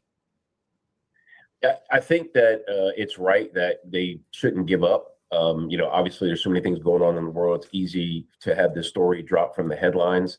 A lot of mornings as I'm getting up and getting my daughter ready for school, I see Savannah talking on my TV and I just feel bad, just, knowing what she's going through, what she's putting on a smile and doing her job like a professional. Yeah, everyone can welcome Army Vet to the flock of black sheep here. Welcome to Ward coming on in. So yeah, I think it's important not to forget. But also too, the last thing we want to do, and I've kind of said that we've said this internally, is like, it's enough public pressure to where the sheriff's office feels like compelled to take the help. Then they're like, yeah, okay, fine. Like we'll do it just to shut everybody up. But I don't know if that's really going to turn into a good symbiotic partnership. And so we really would like them to be enthusiastic about taking the help so that we could work together properly. So if there was, my point is that if there was like another agency, like if there's the state, I'm sure they have some kind of, the Attorney General's office has some kind of investigatory unit like we do here in Louisiana, that might take an investigation all on their own. It might be, I don't know if the FBI, I know the FBI has been working on this, we'd be happy to work with them. We've done it before. So even if it's not the sheriff's office, we'd like to work under some kind of official command structure so that we know what we're doing, we have permission to do, and then we can help out that way. Yeah, it's a good point. I mean, because you wouldn't want to come if there were any like hard feelings, or you would need a good relationship to actually make it work. And you guys have been careful not to say anything bad about the sheriff, or I mean, I haven't heard anybody. It wouldn't be helpful. It wouldn't be helpful. And also too that, you start getting into that and it looks personal. And then other sheriffs around the country are looking at it going, well, I'm not gonna ask these guys for help either, because, I don't want them talking bad about me. It's not about that. I have always taken the stance that they've turned down the help internally. They feel like they have a good reason to turn it down. It's not my job to question what that reason is. But just to let them know that if they change their mind, we're here. And if not, then hey, no hard feelings. Good luck. Great. Well, thank you, Brian. I appreciate your time. Appreciate Ryan for taking the time to talk with me and kind of give me an update. And it is interesting to think about, if the United Cajun Navy could help and what he said. And you know what? Maureen says that guy looks a little bit like Quentin Tarantino. And I see it. I see the resemblance a little bit there. And I still don't understand why they just didn't let them, the United Cajun Navy. Why not let them? Why not let them? But I think Nanos and friends, they're stubborn. So they said no. Said that when they go out and do these searches, many times they find things unrelated to what they're searching for, but related to other cases. Mike, thank you very much for the super chat, Mike. Shadow and I appreciate it. They don't have a clue So why take psych off the table? I mean, I would agree with that. I think listen to it. I think sometimes the FBI and law enforcement, they think it would hurt their reputation to actually believe in psychics, I think. So they would be hesitant. But I would say, you know what? See what one would say. And what do you have to lose? And you don't have to announce it like, oh, we're going to this psychic and we're really gonna be hell bent on what they say. We're gonna take it as gospel. No, you don't need to do that. But listen and see if something comes through, especially if you have nothing, right? That's what I would say. Yep, B, we went over that one with Monk's Intrigue. I invited him on the channel too, Monk's Intrigue. Thank you again for that, Mike. Which, if you guys watched my episode yesterday with my buddy, retired FBI agent Steve Moore, he said the same thing. Like, what's the harm in letting them search? I mean, there's all sorts of missing people in Arizona. You never know what they might find. So we'll see what happens. I know they're going to try to revise their proposal. They're trying to, get into a new conversation with the sheriff's office here, the Pima County Sheriff's Office. So we'll see where it goes. I'm just walking back up towards Aldine's house from Nancy's house, just so you guys can see like the mountains here. It's really, really beautiful. As you guys know, follow me, and I've showed you the neighborhood and the scenery. It's so hot during the day. It was really, really a hot day. And then at night, it cools down quite a bit. And they still have all of the parking restrictions. You can see the signs here. Remember, they put these restrictions in place so that members of the media and really anyone can't park on the street anywhere in the neighborhood. So those parking restrictions are still in place. So that's why I park up the way and then walk down. So yeah, that's really the latest. It's weird to be here and think back to just how many people were here when everything was going on. You had reporters from all over the world, and now it's really just empty for the most part. Very, very quiet, beautiful neighborhood, and still just such a mystery about what happened to Nancy Guthrie, which again is the reason that I'm here. I talked to a couple of my sources today. From what I'm being told, there's nothing. Now, granted, in Brian's defense, walking and talking is more of a workout than not talking while you're walking.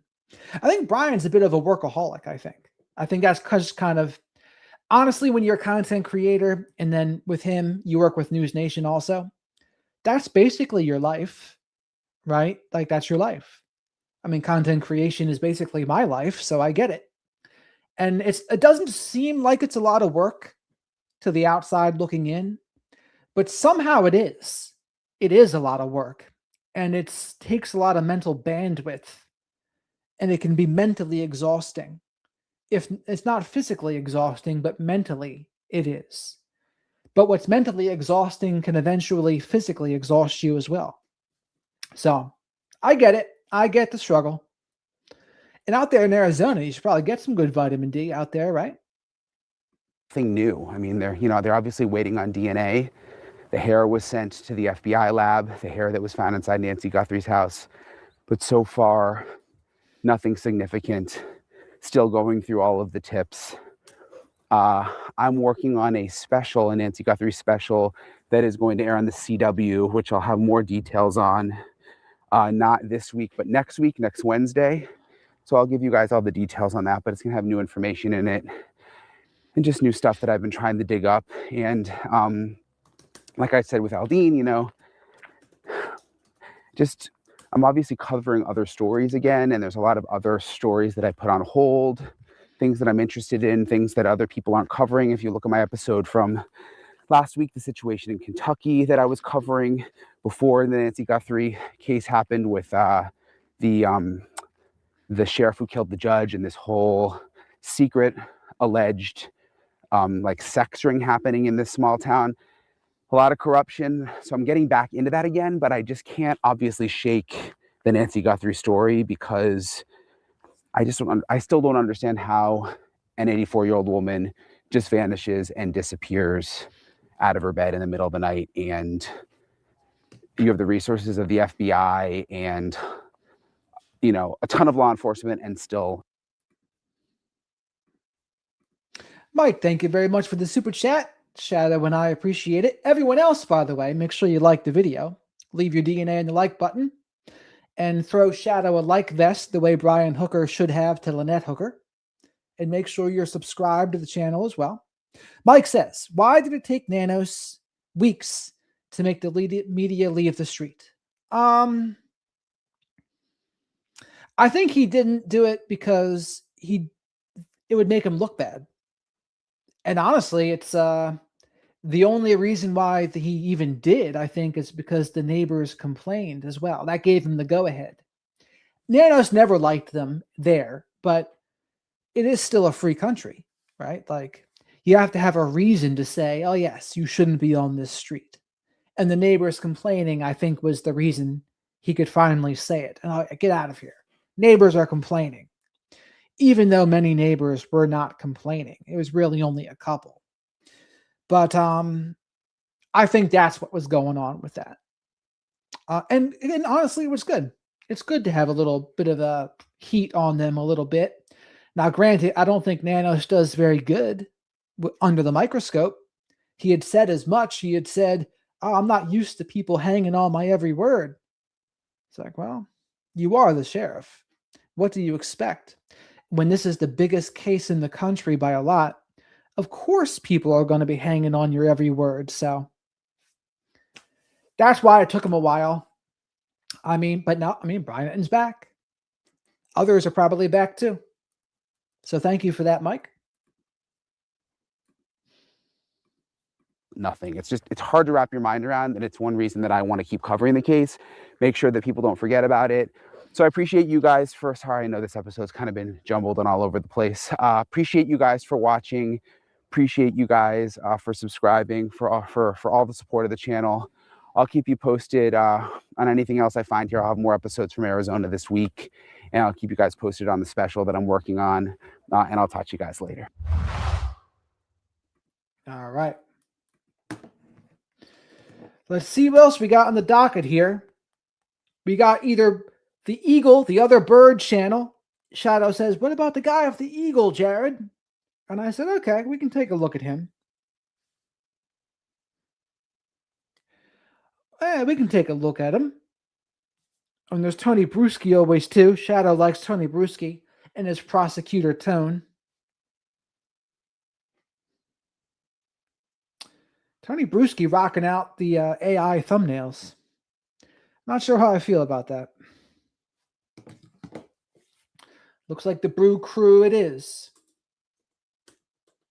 Because they didn't even do anything about it.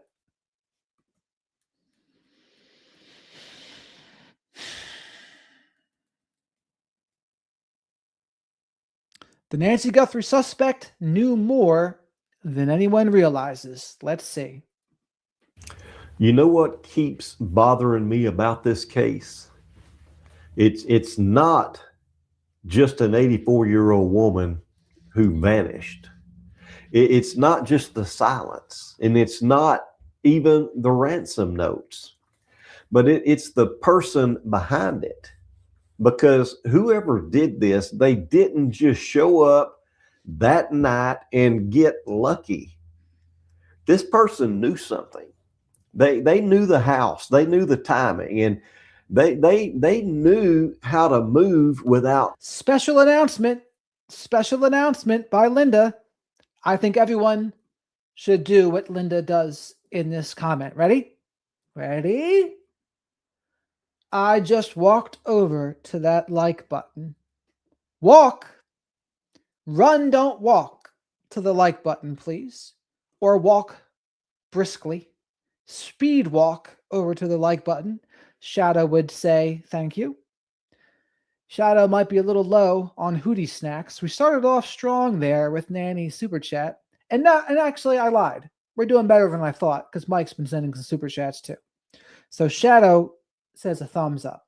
And Shadow says to tell Mike, say hello to his owl cousins in Harper Ferry. So how many likes are we at right now? We're at 100. So if we get to 125, I set the bar too high last night. Well, let me see, actually. Maybe I didn't. Did we get to 150 likes on that video? I didn't check. Let's see. Because if we did,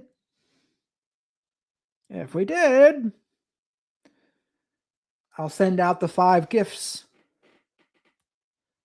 The 5 gift memberships. 150? Did it get to 150? Oh, it did. It's at 165. So here's what we're going to do. Oh, it did. Hearing myself. Just what I've always wanted. Dollar signs.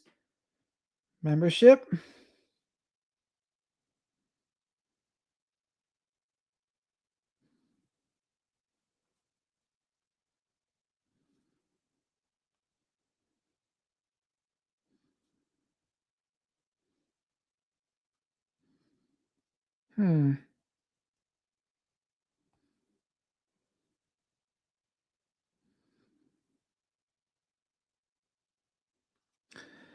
Maybe I sent them all already. Maybe it's only give me 5.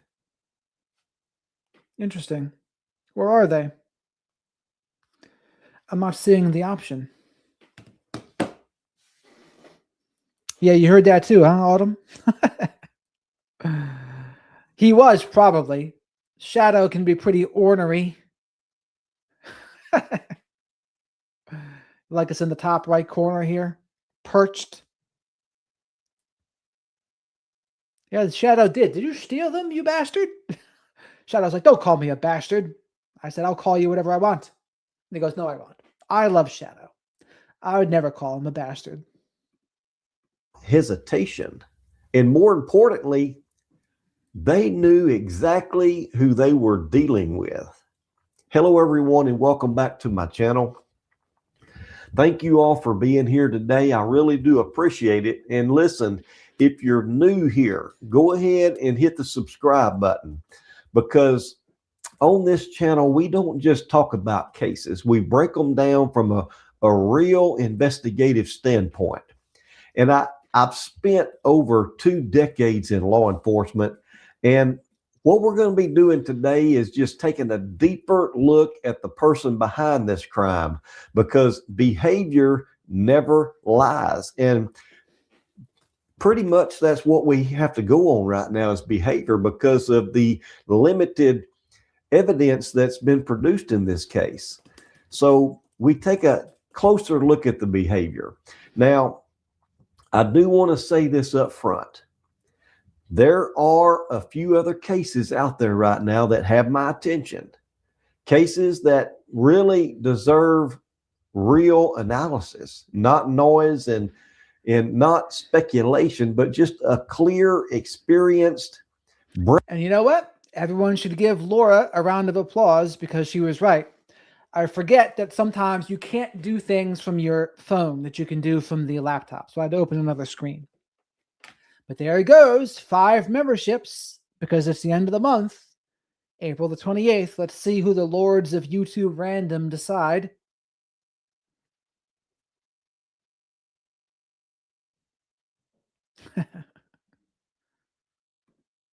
Breakdown of Everyone should thank Laura for reminding me how to do it. what's actually happening and where those investigations stand today.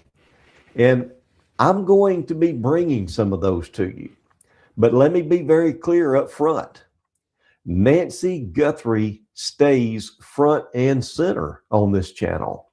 We're not going to be moving on from Nancy Guthrie. We're not going to be forgetting Nancy Guthrie. And we're not going to be letting this case go quiet.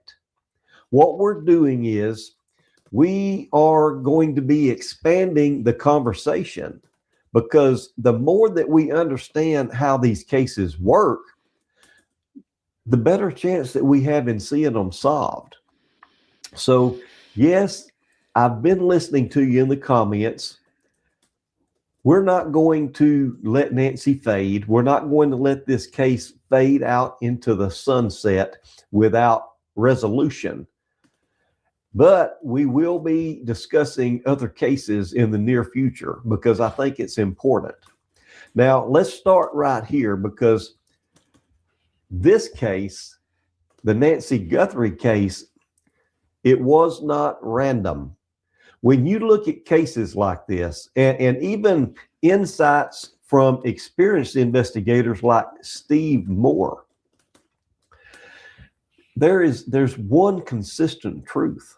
Most victims, they know their offenders in some capacity, not always personally, but through exposure, through contact, and through familiarity.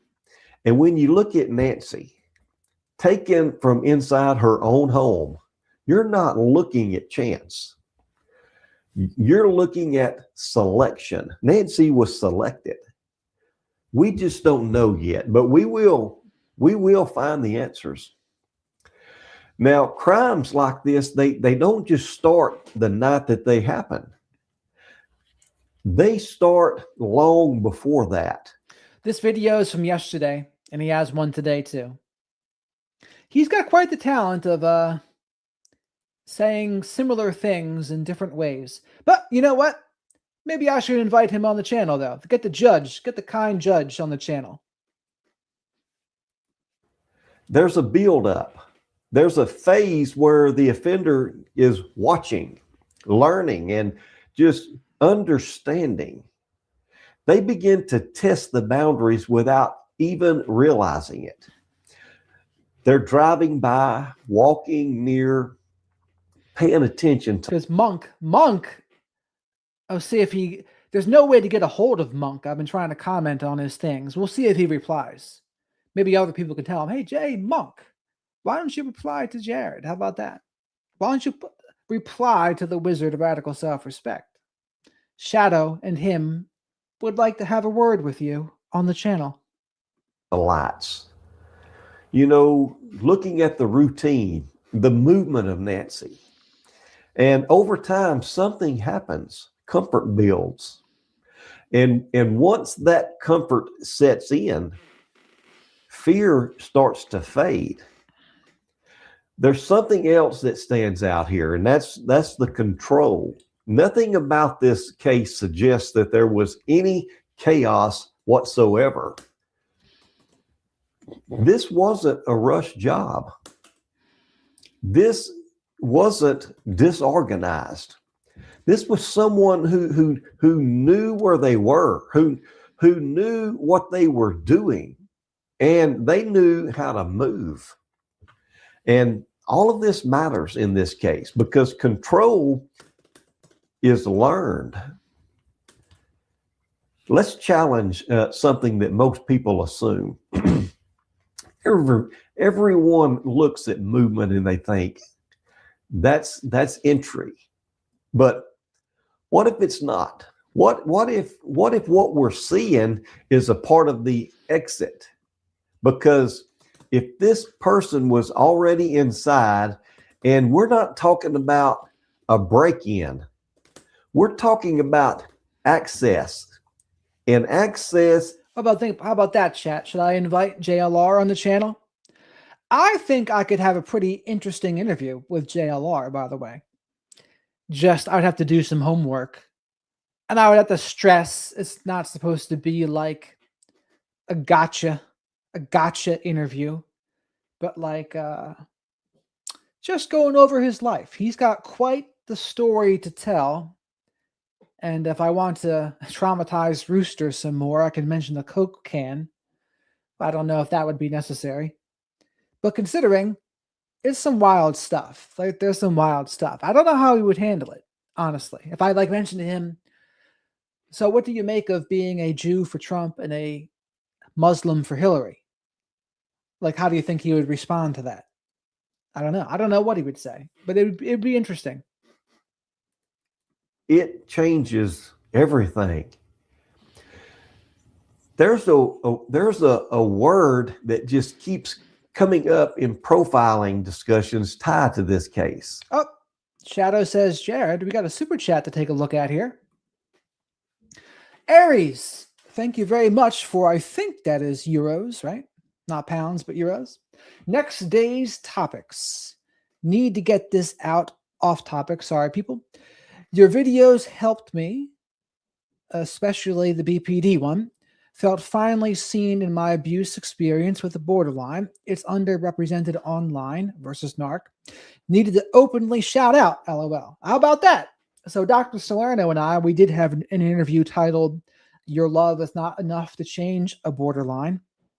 Many moons ago, I did a video about what it's like to date a borderline woman. I don't know, Aries, if you've seen that one. That's about 4 or 5 years ago now. I've done a few on dating borderlines. There's a couple other people I want to invite on the show to talk borderline because I agree it is certainly underrepresented. And the thing about it is, part of the reason it's underrepresented is there's a big self-aware borderline community, and they get very upset when people tell the truth about borderline.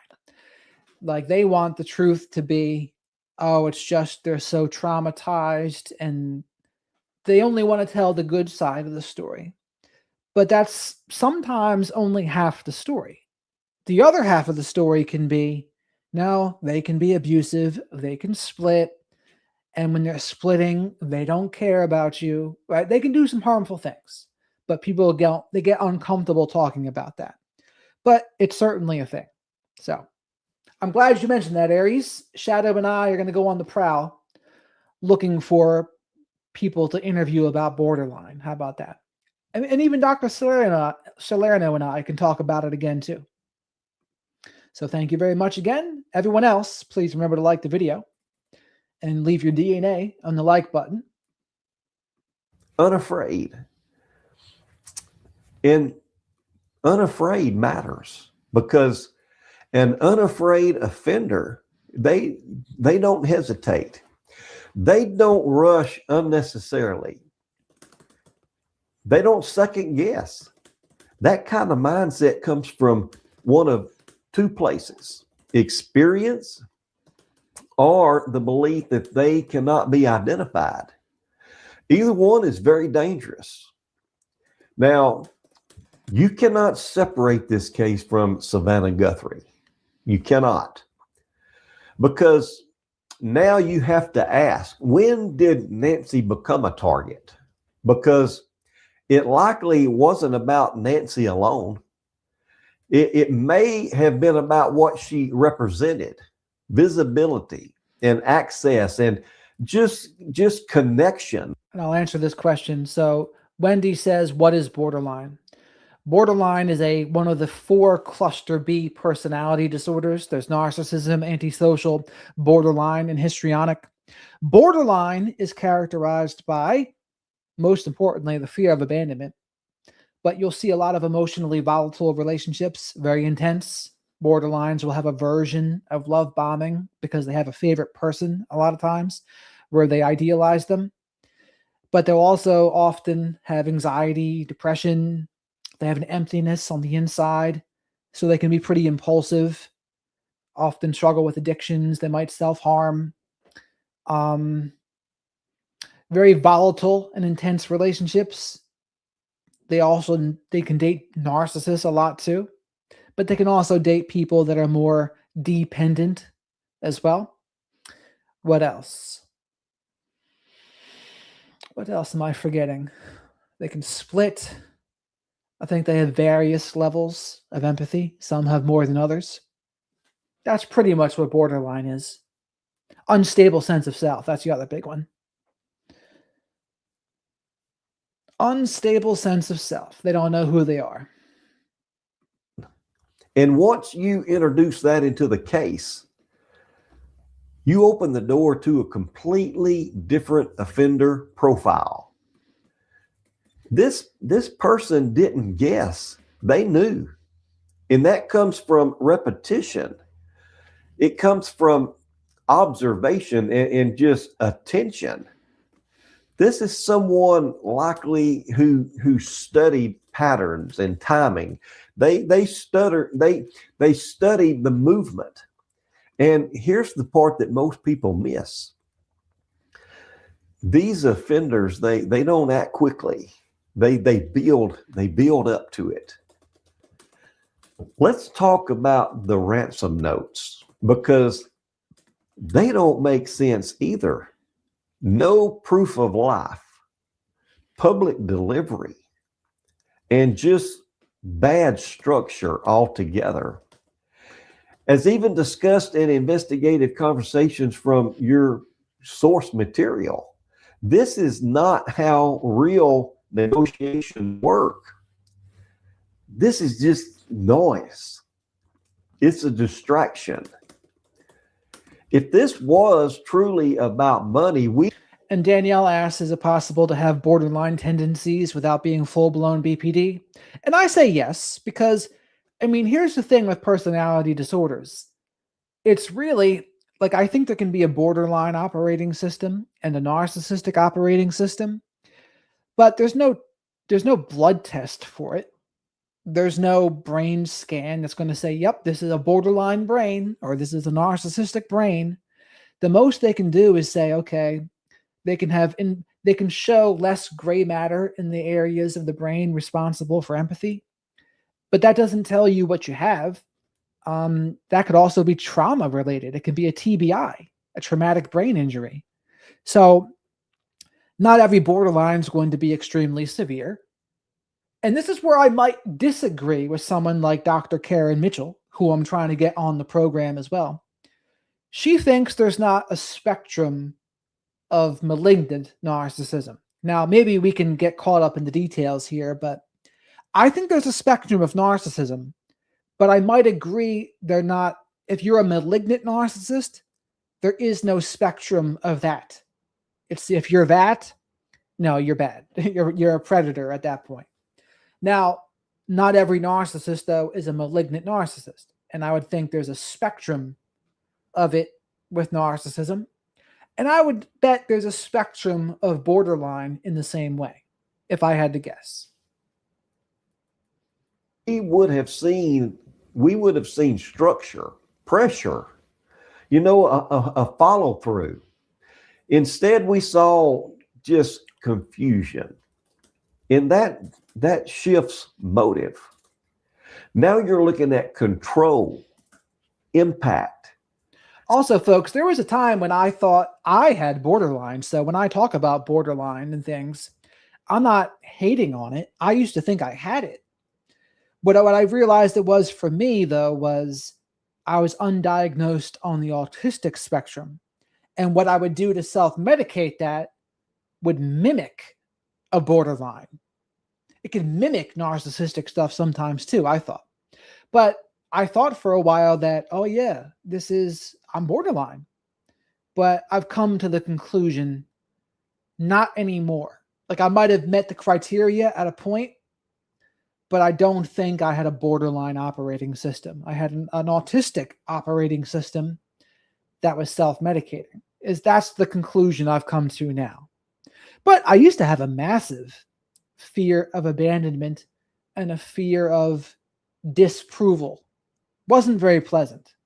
And it made my relationships very painful for me.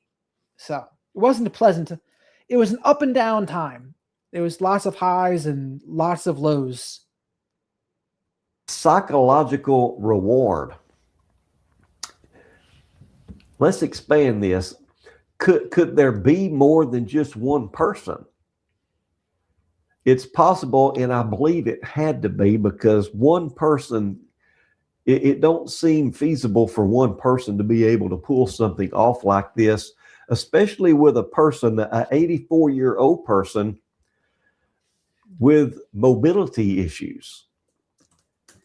But if there is more than one person, then that introduces something very important. There's weakness, because in any group, someone slips, someone talks. Wait a minute. Shadow just said to me, where's the eagle? Where's the judge's eagle in the corner? Ah, Shadow's disappointed now. And someone, they will make a mistake. No one operates in a vacuum. Nobody operates in a vacuum. I agree with that. What's this guy's name, by the way? I know the channel is Brew Crew Over 50, but what's his name? Thank you very much for this, Mike. Shadow and I appreciate it. Porch Guy lives in Western Mexico. No one knows who he is. Nancy, she was out of America in 1 hour. I think that's possible. I don't know how certain it is that Porch Guy lives in Western Mexico, but it's certainly possible. I know if I were to do a crime like that, I would be going to Mexico pretty quick, I think. I wouldn't be hanging around in the States where every Tom, Dick, and Harry is looking at Nancy Guthrie coverage on the TV and the internet. You would go to Mexico where that's not nearly as prevalent, right? That's what I would do. So thank you very much for that, Mike. Shadow and I appreciate it. As for the rest of you, run, don't walk to the like button, and run, don't walk to the subscribe button if you haven't already. Vacuum anymore. This person, they have a digital life, and that matters because behavior leaves patterns. The searches and clicks, interest, and over time, those patterns they're going to become visible, and more than likely have already become visible and is being investigated today and analyzed in crime labs.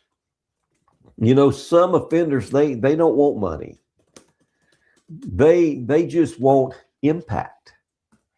They want to feel that they've changed something, like they've created fear or confusion. And when you look at how this case unfolded, that possibility, it can't be ignored either. Let's talk about the silence, because silence is not nothing. Silence is a decision. It means something. Either they got what they wanted, or they're afraid to re-engage. And both of those tell investigators something important. Now, let me bring you back to something that we've talked about earlier. And this was not random. Everything that we've broken down today, it points back to that. This was not random. This was all built.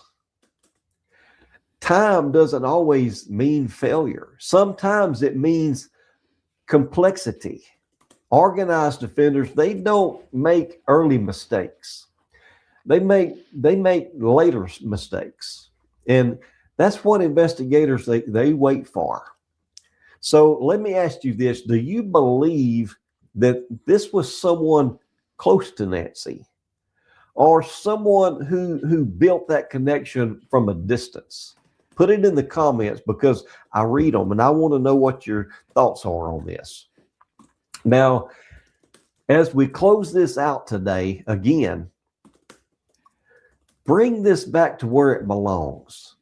Nancy, an 84-year-old woman, a mother and a grandmother who is still not home, more than 80 days out. And to the person responsible, you've had time. You've had silence, and you've had the distance you thought you needed. But what you don't have anymore is control. That would be pretty interesting, is hearing this guy argue with his wife or something like that. I wonder what the pacing of that interview, of that argument is. That would be interesting. Shadow's curious. He asked me, he goes, Jared, what do you think their arguments are like? What do you think the pacing is? I said, good question, Shadow. Because every day that passes, this case, it grows. More attention is put on this case, more analysis every day, more people looking at what you did. You may believe that you planned this all perfectly, but you didn't. Nobody does. There's always something missed, something overlooked, something that you didn't think mattered. And now, B, that would be something. Having him Dr. Grande and Ben Stein in the room together. Now, wouldn't that be something? Shadow said, could you imagine that if Ben Stein, Dr. Grande, and him were all having a conversation with one another? That would be something. I would pay a shekel for that. How about you? That's what always catches up. Maybe not right away, but eventually. But when it does, everything that you've been holding together, it comes apart. So if you think that this fades away, it doesn't. Because people are still talking about this. People are still watching and thinking.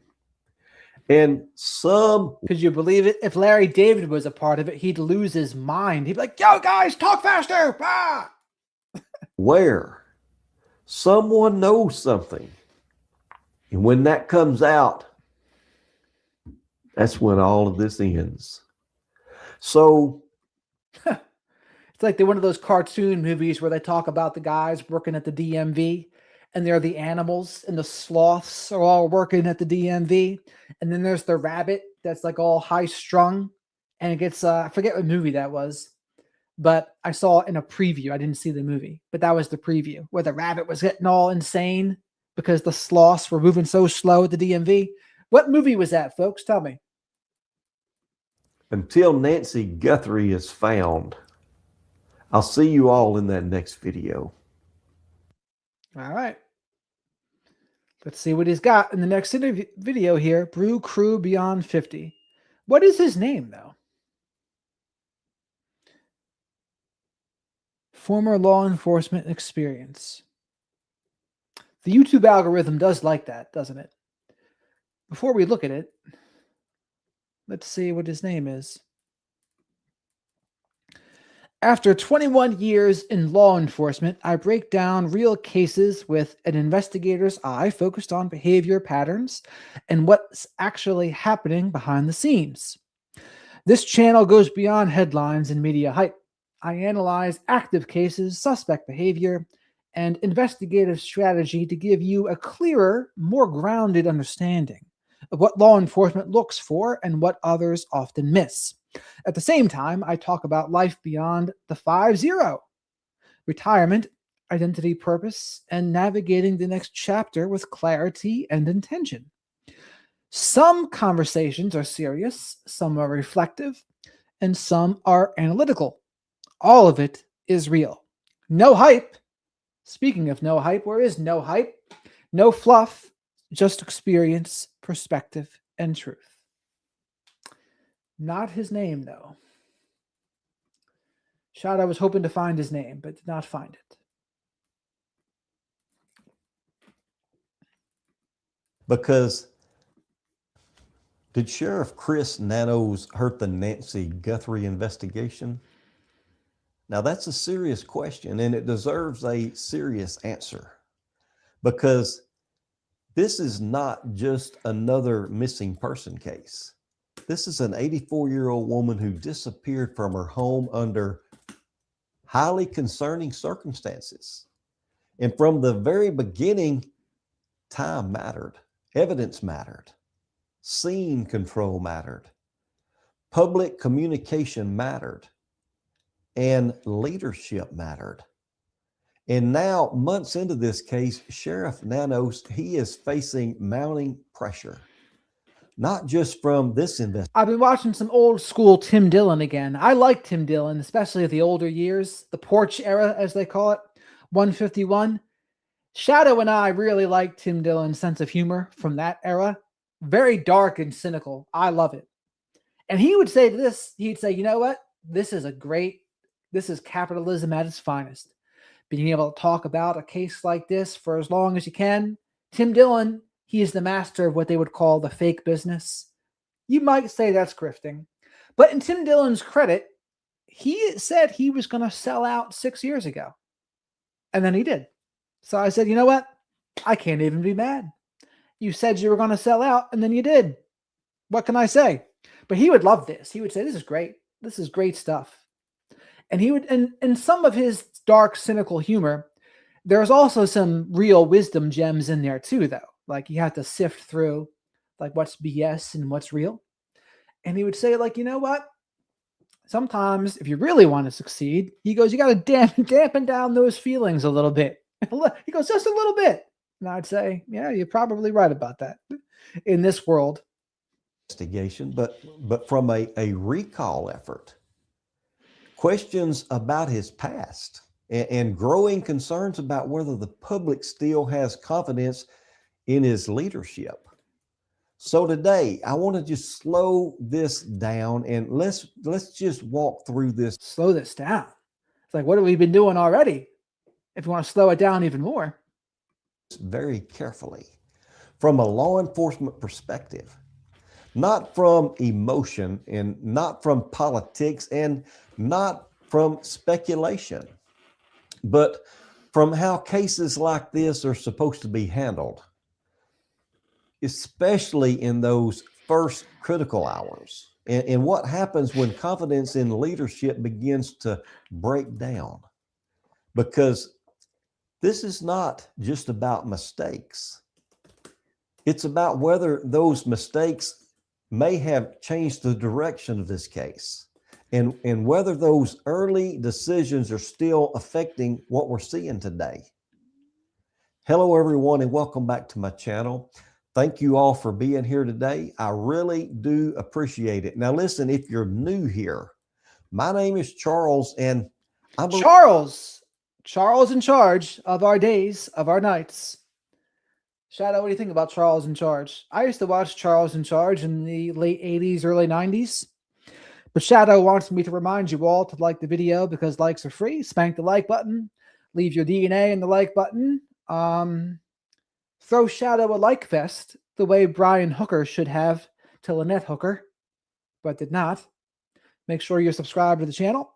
As always, super chats, super stickers, becoming a channel member, or gifting memberships. Great ways to support the channel. They help me pay for Shadow's Hootie Snacks. He's a very hungry owl. And say hello to the flock of black sheep in the live chat. We've got a great group of folks in here. Black Sheep Nation, we call them. We had a couple chuckles, some eccentricness, but also a very supportive, encouraging group too, by the way. retired And thank you very much to everyone who's been liking and subscribing and supporting so far. We wouldn't be here without you all. law enforcement officer with 21 years of experience in investigations, criminal cases, and just understanding how these cases are handled from the inside. And on this channel, we do look at high-profile cases from a law enforcement lens. We look at what matters, what doesn't matter, what investigators may be doing behind the scenes, and just where the public may be misunderstanding parts of the process. And in the Nancy Guthrie case, this is especially important because there is still so much. Wink, that is a good question. We're going to get to that in a second. Tina Williams, thank you very much for the super chat, Tina Williams. Shadow and I really appreciate that. I like the butterfly there, your flutterby in the thumbnail there. Shadow likes that. So thank you very much, Tina.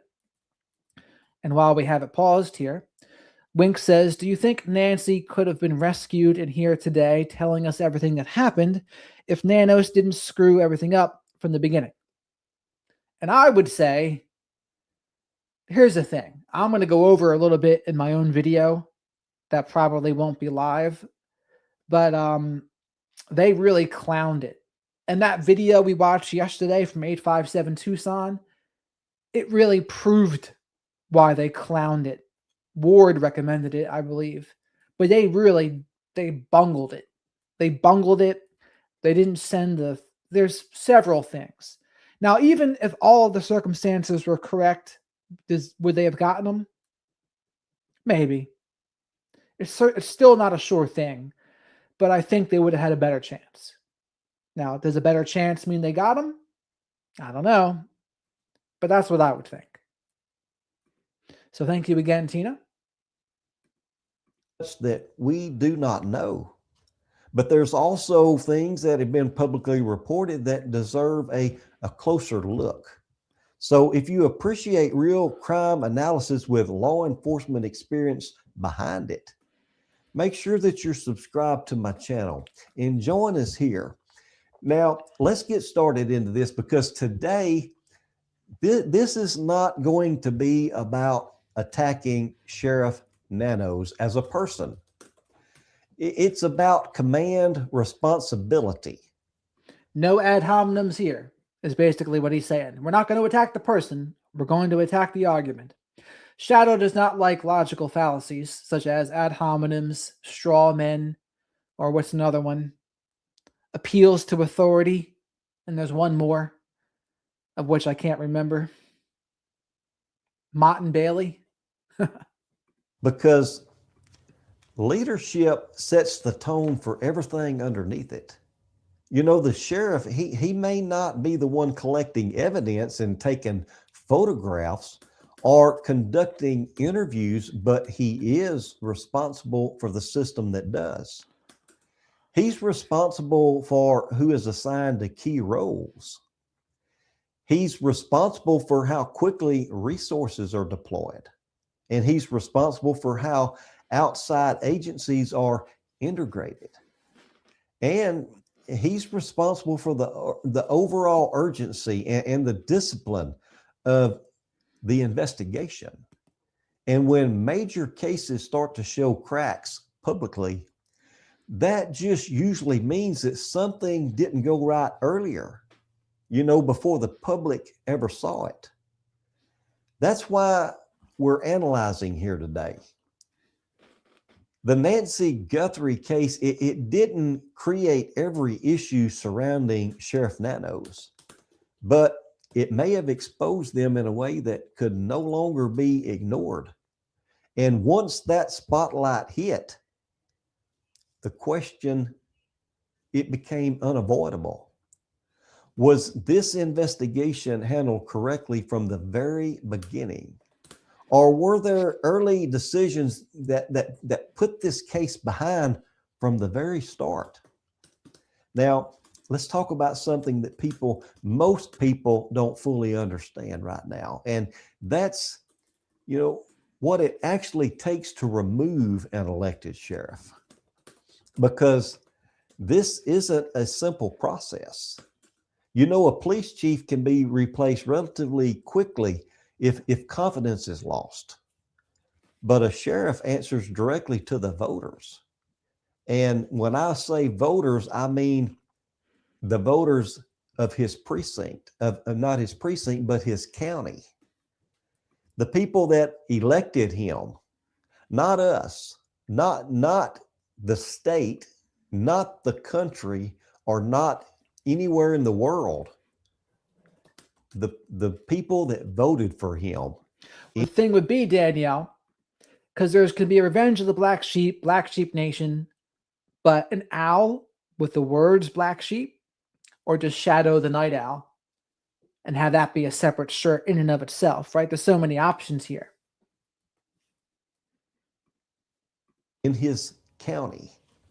And that changes the entire dynamic of this. That means removal requires a formal process, usually a recall effort. And that takes organization. It takes verified signatures. And it takes sustained public pressure. And more importantly, it takes people moving beyond their frustration into action. Because there's a big difference between people talking about problems and people signing their names to remove someone from office. That's when it becomes real. And when that kind of movement starts gaining traction, it tells you something very important. Confidence is no longer just shaken, it's broken. It's broken for a portion of the public. And when that loss of confidence is tied to a case involving an 84-year-old missing woman, it becomes more than politics. It becomes a public trust issue. Now, let's talk about the first hours of this case, because in law enforcement, those first few hours, they're really everything. An 84-year-old woman disappeared from her home. listen, you treat that as a high risk situation immediately. You don't wait for confirmation of a crime. You don't assume that it's something minor. You don't ease into the investigation, because if you're wrong and this turns out to be a violent situation, you've already lost time, that you won't ever get back. And this time, it's everything in a case like this. That's where early decisions matter the most. And in a case like Nancy Guthrie's, everything around that home becomes part of the investigative footprint. Everything inside that home, that the front entry door, the back door, the backyard, the front yard, the surrounding area, the possible approach and exit routes. You lock it all down first. Then you start to build the picture, because once that environment changes, once people move through it, you lose the ability to recreate it exactly as it was. And all of that matters. Crime scene control is one of the most basic principles in law enforcement, but it's also one of the most critical, because once a scene is compromised, you're no longer just dealing with evidence. You're dealing with doubt. Every person who enters that scene brings something in and takes something out. That's basic forensic science. And that means every unnecessary person inside that scene becomes part of the timeline. And when that timeline gets messy, it creates a problem later. Because if this case ever goes to trial, which I hope that it does, the defense they're gonna ask very specific questions, like who entered the scene? When did they enter? What did they touch? What changed? And if those answers aren't clear, the strength of the evidence starts to weaken. And that's why early discipline matters so much, because once the scene is exposed, you can't undo it. Now, let's talk about the DNA and the forensic evidence, because this is where a lot of people assume things move quickly, but that's not always the case. DNA is very powerful, but it's not instant. It has to be collected correctly. It has to be preserved correctly, and it has to be processed correctly. And in some cases, especially with mixed samples, it can take time to sort it out. But here's where the concern comes in. In a case this serious, the evidence, the evidence that's collected, there's questions. The questions become, was the evidence pushed as quickly as possible to the best resources available? Because delay creates risk. It gives the suspect time to adjust. It gives them time to move evidence, and it gives them time to create distance. And it also creates doubt in the mind of the public, because when people hear that key forensic work is still being analyzed months later, they start asking why. And that's a fair question. Now, let's talk about the FBI, because this is one of the biggest questions in this case. And it really becomes down to one simple principle: use every resource available and use it early. This isn't about jurisdiction. This isn't about control. This is only about solving the case. The FBI brings resources that most local agencies simply don't have, especially when it comes to digital forensics, behavioral analysis, and just large-scale investigative support. And strong leadership understands this. You do not wait. You bring them in early, and you work together from the beginning, because at the end of the day, the goal is not about control. The goal is results. Now, let's talk about communication, because communication is part of the investigation. You know, the public doesn't need every detail, but they do need confidence. They need to feel like the case is being handled, you know, with focus, discipline, and urgency. And when communication becomes inconsistent or unclear, that confidence starts to drop. And once confidence drops, pressure builds. And once pressure builds, everything just becomes much harder. That's where we are right now.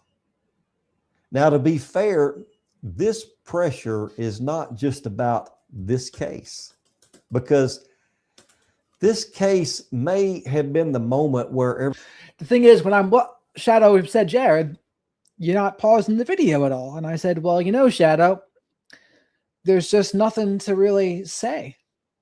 There's no real points here to like stop and comment on, or like things to disagree with. It's just there's nothing to say. What can I say? There's nothing to say. everything just came into focus. Sometimes it takes one high-profile case to expose deeper issues inside of an agency. And when that happens, the public starts connecting the dots. And that's what we're seeing right now. So let's answer the question. Did Sheriff Nanos hurt this case? And here's the honest answer. There are enough publicly reported concerns to justify serious scrutiny of leadership decisions. We don't have all the facts, but we do know this. Now there's the question for the chat. Did Sheriff Nanos screw up the case? Simple question. So press 1 if yes, and 2 if no. And again, the question is, did Sheriff Nanos screw up the case? 1 if yes, 2 if no. Leadership owns the environment. And when things break down, responsibility moves up, not down. So you don't get a second chance at the first 48 hours. You don't get a redo in crime scenes. And when mistakes happen early, they don't stay early. They follow the case all the way through. And as I close this out today, I want to bring this back to where it all belongs. Nancy Guthrie. You know, we always say it, and I'll continue saying it.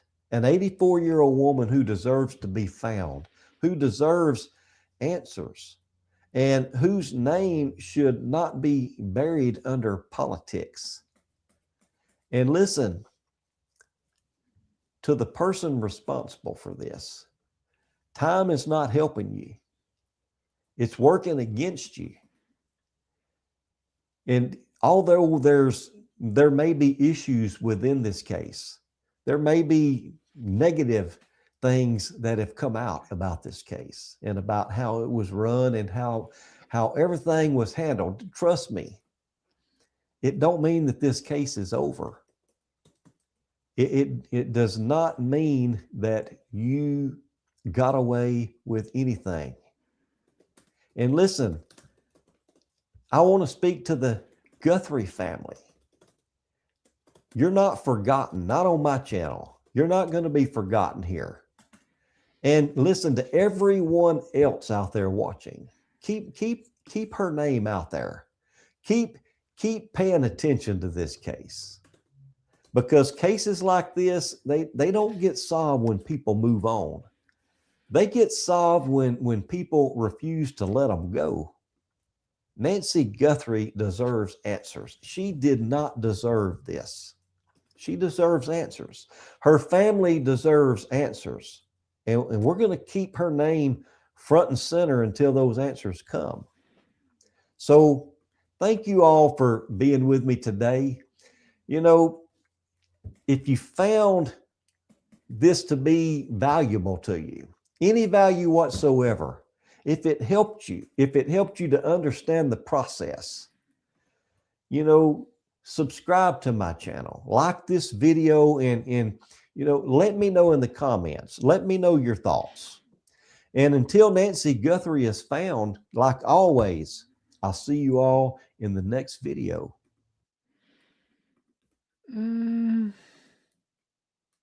Let's see. What else we have here?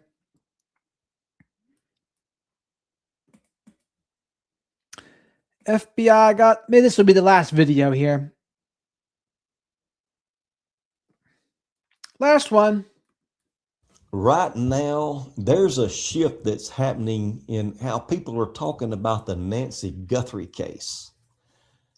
You know, in the beginning, it was everywhere. Constant updates, active investigation, and just a sense that something was about to break at any moment. But now it feels quieter. And when a case gets like this, people start to say the same thing. This case is going cold. But here's what I want you to really think about today.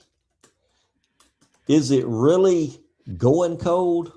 Or are we just no longer seeing the work that's being done? Because in cases like this, there comes a point where the public noise, it fades and the real work begins. Now, see, that's the eagle Shadow noticed the other day. Eagle in the background. But now he's got the other picture with the brewer thing in the more recent videos. No more eagle. What happened to the eagle? Yes, Nanny, your powers of observation continue to serve you well.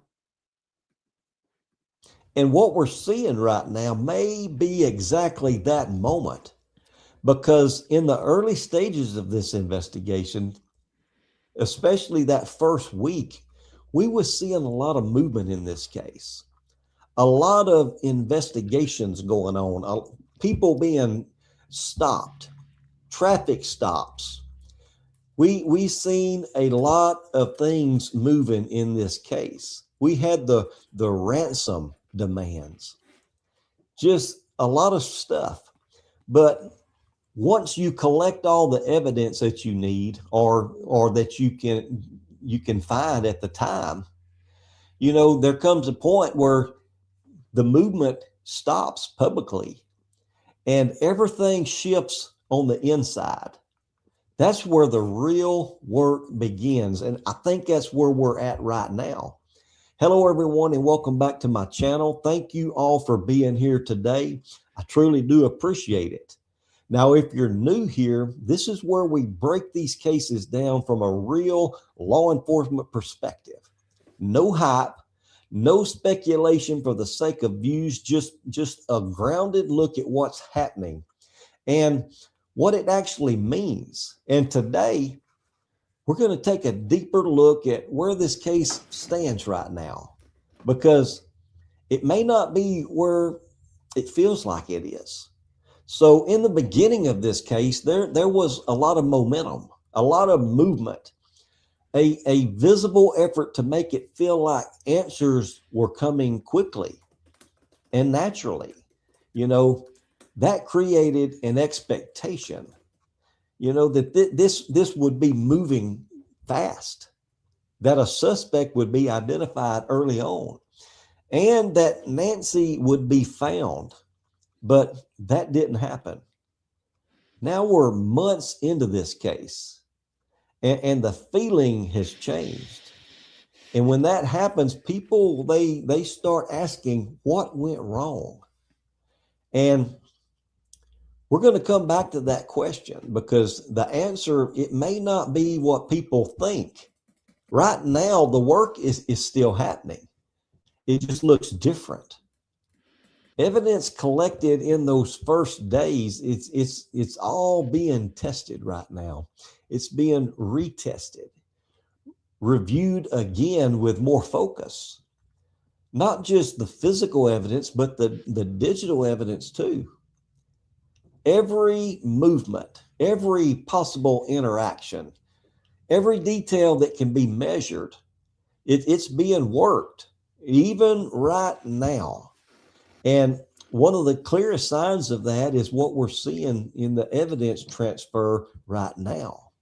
The reason why Nancy was, I think, killed was to punish Savannah Guthrie, or maybe her husband. That's what makes sense to me. The money motive part never made sense to me. Again, I'm going to go over more of that tomorrow at a point in my own video about it. Come here, Judge Charlie here.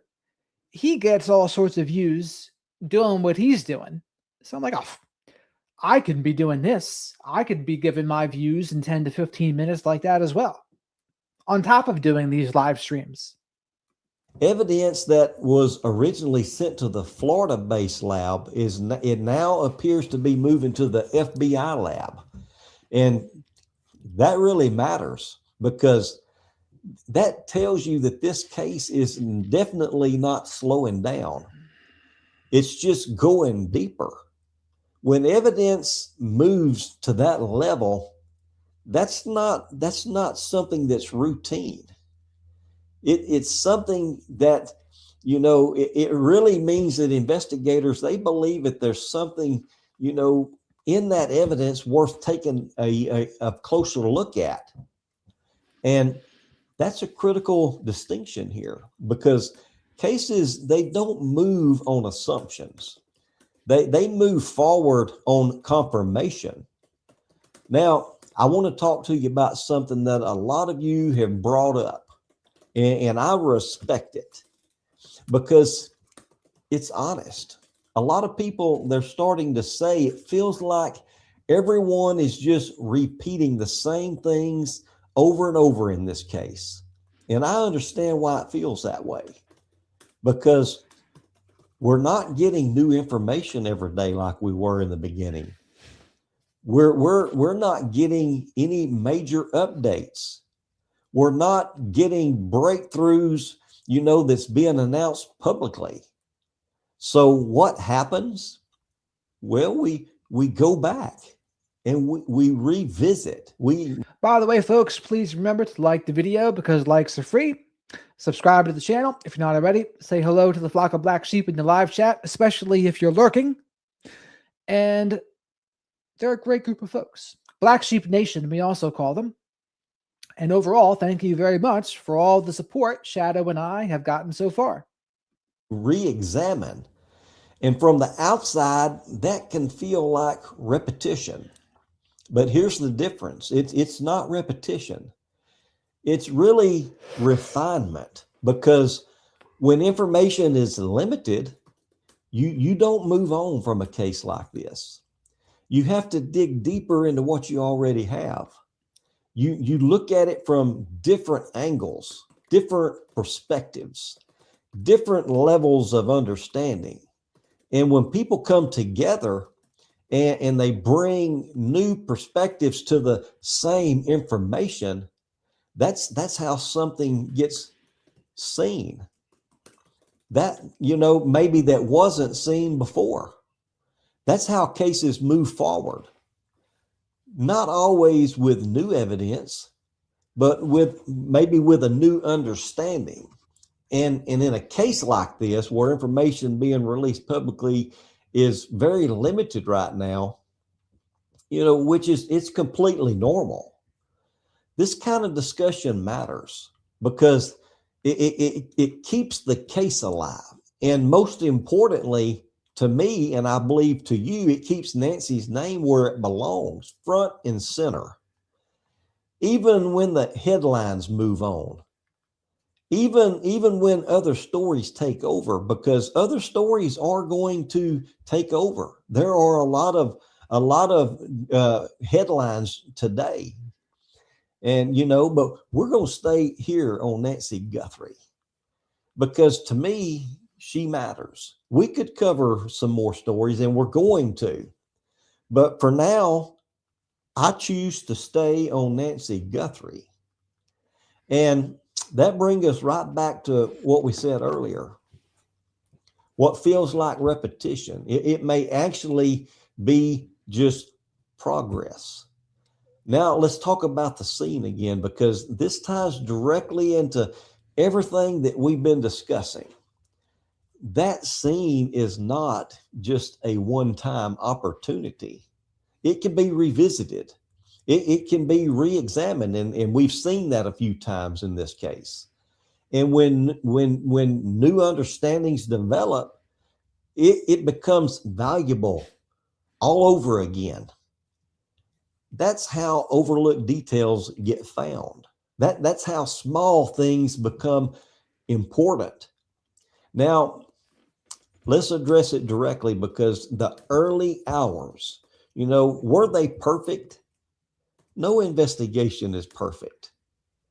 But what matters is this: did the investigation stop there, or did it evolve? Because what we're seeing now, it suggests that it evolved.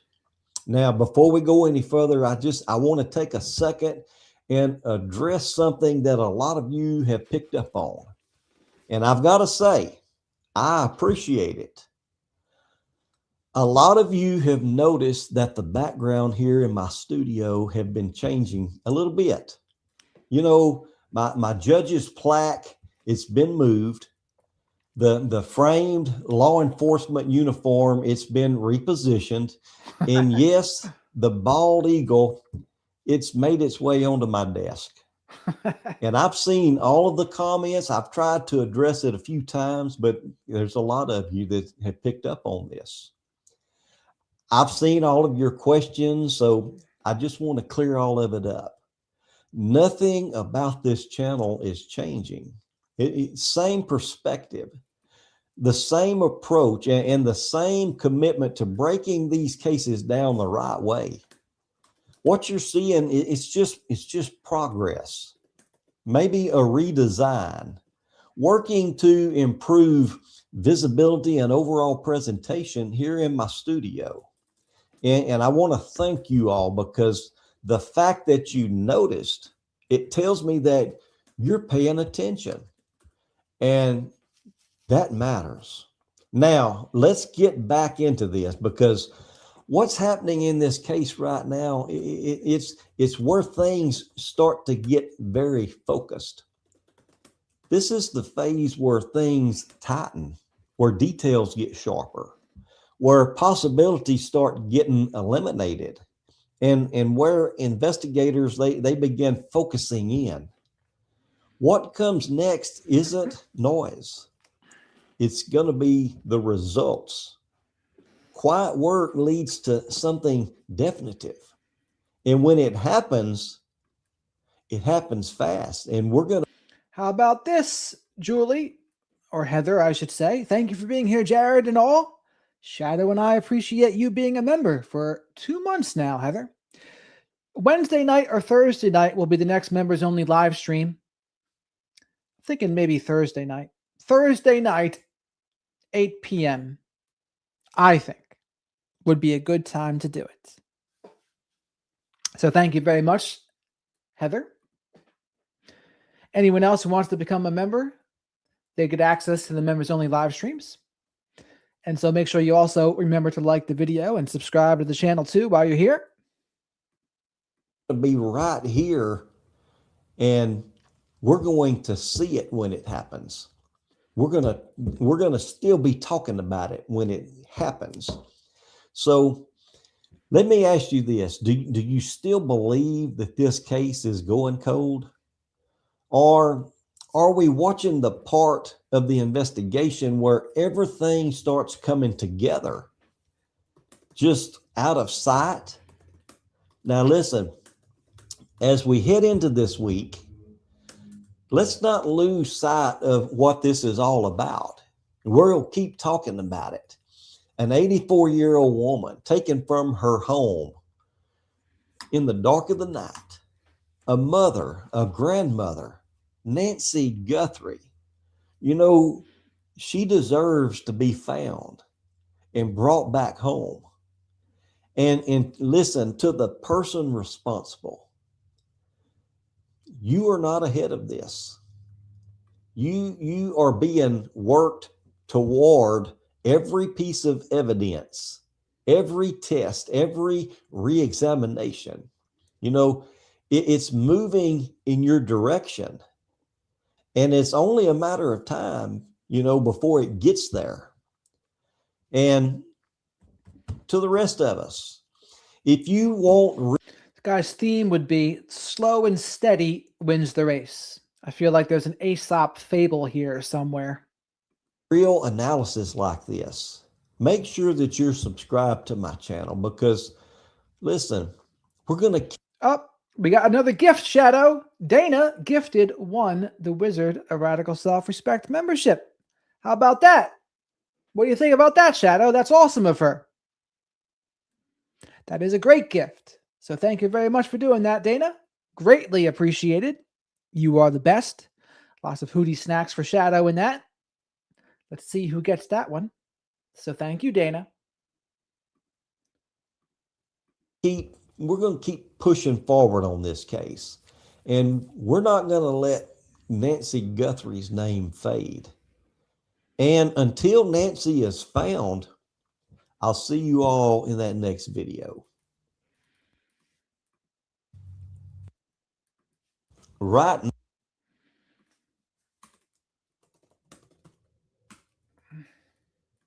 an accident, and I'm talking about this moment right now. Courtroom Confidential and I just completely forgot to give you guys some good news. So we got a 10-gallon show, got to fit it into a 5-gallon bucket. And yeah, I'll tell you what's been happening with me today. Stay with me.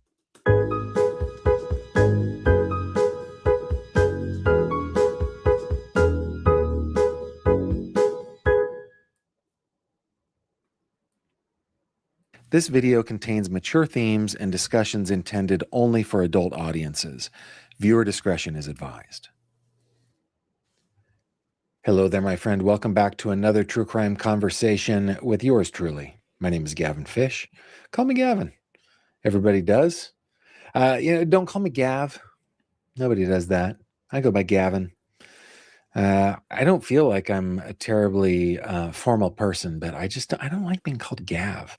And when anybody says Gav, it's an indicator to me that they want to be familiar, which is good, but that they aren't, because if they were, they would know. Now, of course, there are exceptions to every rule on this, guys. There are exceptions to every rule. My mom, my dad, they can call me whatever they want.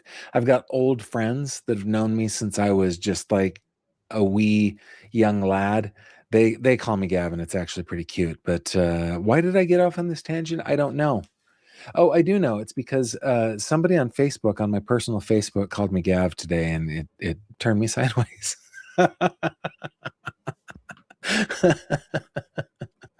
Oh, guys, I'm not feeling well. I called in sick to work today. I think I had like a full-on fever overnight. Man, just did not feel well. So I gotta say, I was dreading, like, gotta do the live stream. I do this Monday through Friday, try really hard not to miss a day. But I wasn't feeling up for it. I pushed myself to do it, and I'm glad I'm here. I love it. I love this. This is my favorite part-time job. All right. Hey, wherever you are joining me from, please put it in the comments. I like to know where you guys are watching from. I like to see how near and far you are. So definitely put that in the comments. And let's start off tonight. Let me go over to my notes. There were a couple things couple of things that I just wanted to prepare myself as maybe prompts for conversation. And we'll see how far we get into this. We'll see. Shadow and I will see. Because the video I titled, "This is how Nancy Guthrie's kidnapper pulled this off." This is how did? Oh my goodness. This is how Nancy Guthrie's kidnapper pulled this off. That's what I called it. You have to refresh. I messed it up. But this is how Nancy Guthrie's kidnapper pulled this off. Now, of course, guys, it's speculation. It's opinion. I don't know how he pulled it off, or they. But I've got a couple of ideas that I want to share with you, and I want you guys to share with me in the comments what you think. Keeping in mind that the criminal mastermind, in my opinion, anyway, really doesn't exist. They're few and far between, right? They are the holy grail of criminals. There just aren't that many. There are some that aren't all that smart, but they know the rules, right? They're like, we never talk, we never, that, and I guess they are disciplined. They know the rules and they're disciplined. Maybe that's it. But not a lot of smart criminals out there. Of course, maybe we only capture the dumb ones, and maybe there are tons of smart criminals out there. But when I see pictures like this one, where there's a bemasked fellow with a flashlight in his mouth and a handful of shrubbery that he just picked out of the front yard of the house that he is now attempting to enter, and indeed will successfully do shortly after this photo is taken, I think this guy isn't all that bright. Doesn't seem all that bright. And why is Gavin Fish on the not so bright train of this guy? I've never understood why everyone thinks he's so not bright. Like everyone thinks, oh, I would have this planned out to the T, and I would never do this, and I would never do that. But it's like, I don't know. Many of you probably wouldn't know. Just the fact that he was even on the camera at all, like, what else are you gonna do? Okay, he did the foliage thing, then what? And so he took it down, and that's it. And again, it's day 87, and he hasn't been caught. So I wonder. I kind of think it's a mistake saying he's not bright. So okay, let's go back over to okay. Let's talk about the camera. Okay.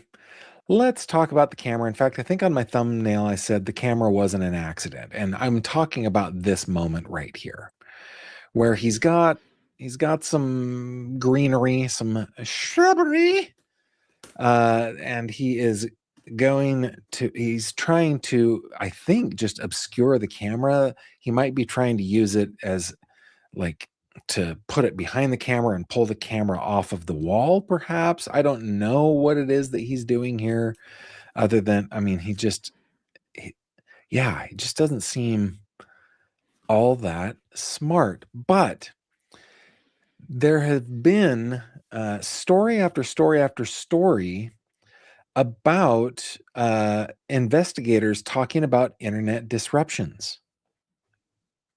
And I think, and to be clear, I don't think those disruptions were from signal jammers. I think it was just a bad service area. I think it's as simple as that. I don't think they did it purposefully. I don't think they had signal jammers floating around. I just think it was a bad service area. Simple as that. I think that this was planned out, that there was an internet disruption that night, and that, I don't know, maybe he just got a little bit nervous. Is it possible he just kind of got a little bit nervous? It's like, okay, you'd think that he'd bring a tool in that Ozark backpack that he was wearing, some paint or some tape or something to pry it off the wall. But I think with the internet outage, maybe he is just thinking, this doesn't really matter because I'm not captured on this anyway because it's not connected to the internet, which also kind of shows me the whole idea that this person doesn't know a lot about caching, doesn't understand that things are stored locally before they're transmitted. And when the internet connection does inevitably come back, it will be uploaded. I don't know. I'm And all this, if you're going to dare say he's dumb, then what does that say about the FBI and law enforcement on the case? If he's dumb, then they're double dumb, right? That's what I would say about it. So, like, I think they should cool it on the he's so dumb talk, because if he's so dumb, what does that make the rest of them? Shadow says Shadow's not politically correct, so he would say they're regarded. not between two thoughts here. Either this guy is smart enough to get away with this, which he has for 87 days, or he's a dill hole and is just doesn't know what to do. And in my opinion, I think between those two things, yeah, I think he probably had this really well planned out. That's just what I thought. So, NBC reported that investigators were asking neighbors about internet disruptions. Fox News had a long discussion on Wi-Fi jammer theory, limitations of RF jammers. News Nation even had a tech CEO explaining how signal jammers work.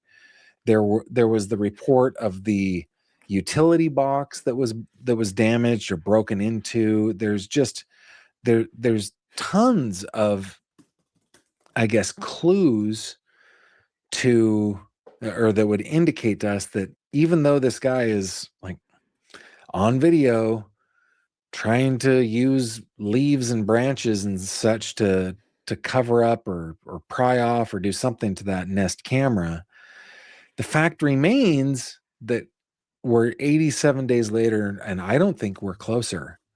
I don't know this, but it appears that we're no closer to finding Nancy Guthrie.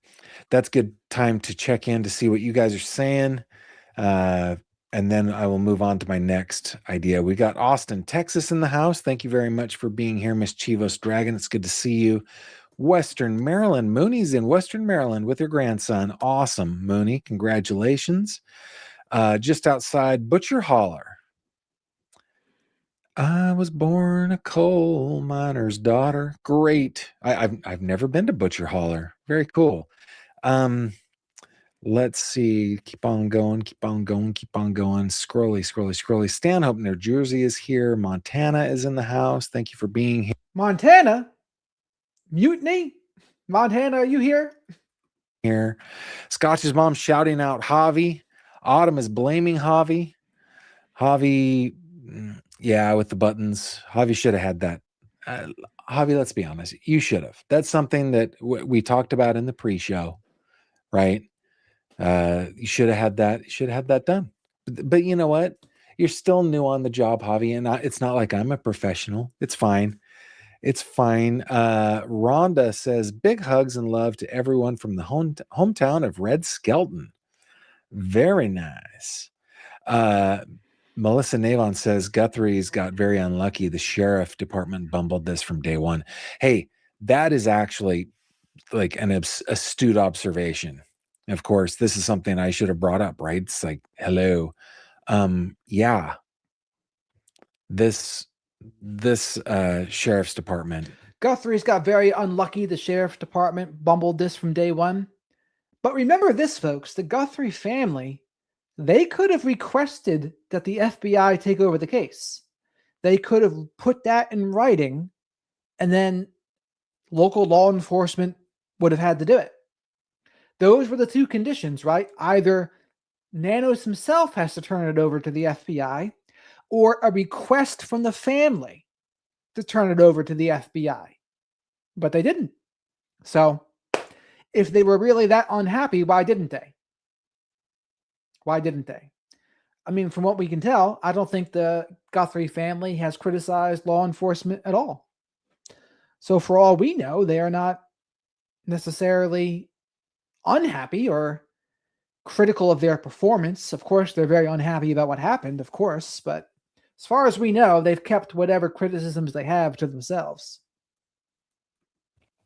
Does not seem to either be led or equipped to handle something like this. Just doesn't seem that way. Where else are you guys checking in from? Michigan is in the house. Thank you for being here, Michigan. We got Colleen says, caught you in a live. We got some Michigan here. We got some Michigan, Ohio, California, Arizona, Virginia, Washington State, New Jersey. I've seen some Maine around these parts. I've seen some England and Australia. I've heard it all. Live today made my day. Well, thank you very much. Jenny says, guess what song was stuck in my head all day? Hey, don't blame me. Blame the person who asked the question in 3 questions. Jenny, who do I turn to? And Jenny, I'm sorry. Wisconsin is in the house. Buenos Aires is in the house. Are we talking, are you like an actual porteño, or are you a bonairense? You tell me. LA is here. South Lake Tahoe is here. South Carolina, thank you for being here. Beth is saying that I look flushed. I need to keep drinking H2O. Thank you. Got lots of water, and I have been hydrating myself really well today. I had one of those nights where I guess Sheriff doesn't need to be up. I had one of those nights where I had a like a fever or something. I was freezing cold, and then I was in a sweat, and I was freezing cold, and I was in a sweat. When I weighed myself on the scale, which is something that I have been doing every day since August 28th, I was almost 5 pounds down from the previous morning, which means, and I had spent the whole day drinking lots of water. I was well hydrated. So man, I'd lost a lot of moisture, of hydration in the night. I haven't felt well today. Not at all. Jacksonville here, Atlanta here. Thank you. Michigan, land of Spartans. Johannesburg, Joburg, Estelle, you may be the farthest away from me. Northern Georgia mountains, Louisville, Kentucky is here. The UK is here. And Carrie says, in my opinion, the Nest camera may be a ruse. And that is actually, if I remember my notes correctly, give me a second. I think there are people that are reporting the same kind of thing, right? That camera interaction could have been staged. Possible. Great comment. Thank you very much. Philly in the house. Helena, Montana in the house. Rhonda. Yeah, thank you very much. I hope I get feeling better soon too, and I'm glad that I'm here. Dandelion-S, criminals are idiots and aren't usually masterminds. That is true. Central Florida is here. Onargo, Illinois, the Midwest nursery capital. Western Maryland, a bluegrass state. You guys, thank you so much. Appreciate it. Okay, so speaking of the ruse thing, let's talk about this. Was this crime? And I'm gonna bring up these videos and just play them. Like, was this crime more coordinated than it appears, right? Because it appears like these are dill holes, or this is a dill hole. Is it actually more coordinated? Is it like the A-team where you've got, you got all these different parts of a team that are able to do different things, and together they can just get anything done? Did they have Murdoch up on the telephone pole, patching in and stuff like that? Was this video that we're watching of the guy on the Nest doorbell cam with the shrubbery, is this just a ruse to leave information that doesn't lead anywhere, right? The Ozark backpack. Oh, look how convenient. I mean, he just turns around perfectly, shows that Ozark backpack. Are they smart? I really don't think so. Was this camera interaction staged? I don't know. Does the crime scene and what we know about it, does it suggest that they were familiar with this house, right? Lots of people think, including myself, that there are multiple offenders going after Mrs. Guthrie. How did they pull it off? And I think that, I mean, they very well could have been familiar with the house. They could have been local blue collar workers. They could have been someone hired by someone close to the family. I'll break down more of that soon, too. like, the other part of this that I guess troubles me is that we've got over $1 million in reward money out there. And with that kind of money, you'd think that would break a team apart, right? Somebody would go, yeah, I know where they buried her body, or I know where they kept her, or I know where they took her. And for $1 million, yeah, I'll turn on my collaborators. But that hasn't happened. So again, for me, and I'm caught between two opinions on this, right? It makes me go back and forth. Was it multiple people? How do you pick up an elderly woman? So remember to like the video, folks, because likes are free. Subscribe to the channel if you're not already. And always, super chats, super stickers, and becoming a channel member or gifting memberships are a great way to support the channel, and they help me pay for Shadow's Hootie snacks. Shadow's kind of getting a little bit restless with this guy. We might shut it down in a minute here, but we'll see. We'll see if it picks up here. I got him on 1.5 speed, so let's see. Just carry her out, especially if she's struggling. Maybe she's not struggling. Maybe she's unconscious. Maybe she's been hit. She bled out on the not bled out, but she bled on the front porch. So maybe she's not struggling, but she's still hard, heavy weight, right? I don't know. I don't know how they pulled this off. I just don't know how this crime could be pulled off, except for the bumbling police. Maybe that's it. And you know what, guys? Here, look. I am pro police. Like, I am pro good policing and pro good investigators. Of course, I'm not a person who gives loyalty to a person or an organization and that loyalty is absolute. I'm a person that, like, I try to be loyal to the truth and to what is good and right, not to a specific person or organization. But in general, I am grateful for our police forces around the nation. That doesn't mean that I don't have specific rules that I follow when interacting with police, right? I don't talk. I avail myself of my rights, but I'm grateful for them. But can you think of any other police department where somebody has gotten away with a horrible, horrible, horrible crime because the police were just bumbling idiots? Can you think of anyone? Here, I'll give you hey, Wanda, can you give us like just a little, just I don't know, just a little music to think on this for a second?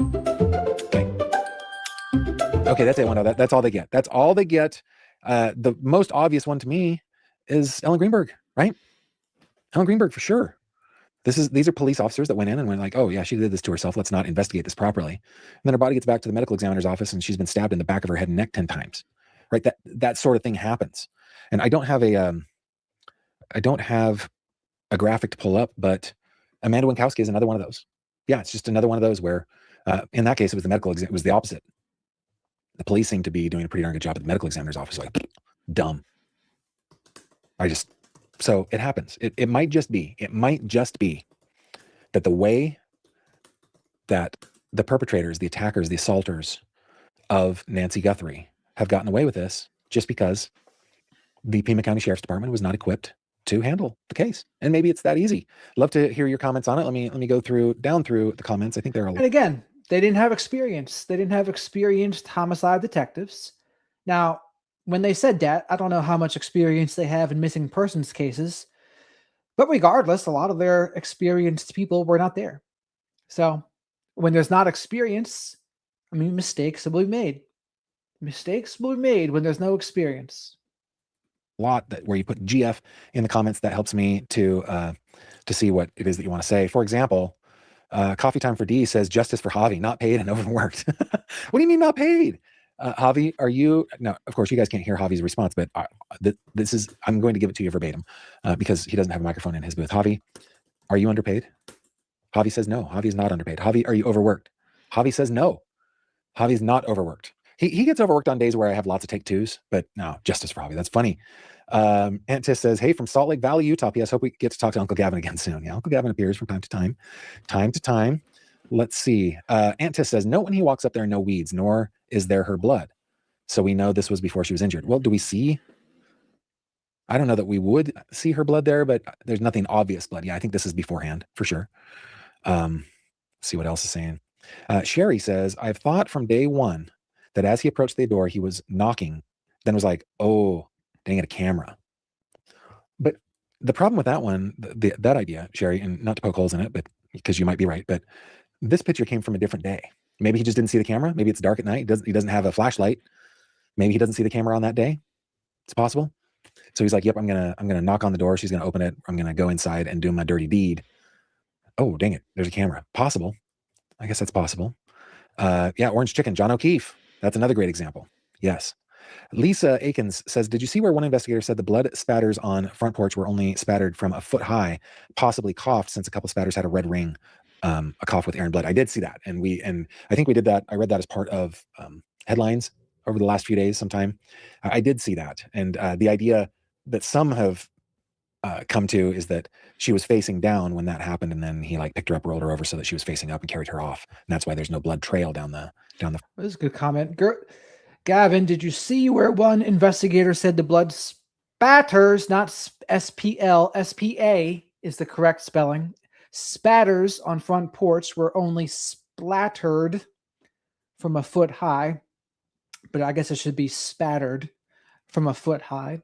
Possibly cough since a couple spatters had red ring and cough with air and blood. I did see that, Lisa. And we went over that and we said, I think it was because she was struck with a fist or an object on the front porch, on the front step there. She fell, probably went to her knees, then kind of went forward even more, maybe caught herself with her hands, and then coughed. Boom. That's why you see the oxygenated blood. So that's what I've figured happened. And also, we didn't see it, but there was more blood leading down the driveway too. I didn't see evidence of it, but some people were saying that that's what is there. So that's what Shadow and I saw. Front stoop. Here's a thesis from Coffee Time for D. I still think it was a botched robbery. I think that's why it was 40 minutes. They couldn't find what they were looking for, and she woke up for something. Yeah, was it just something that simple? Why take her, though? Why take her, D, if they just went in for the robbery?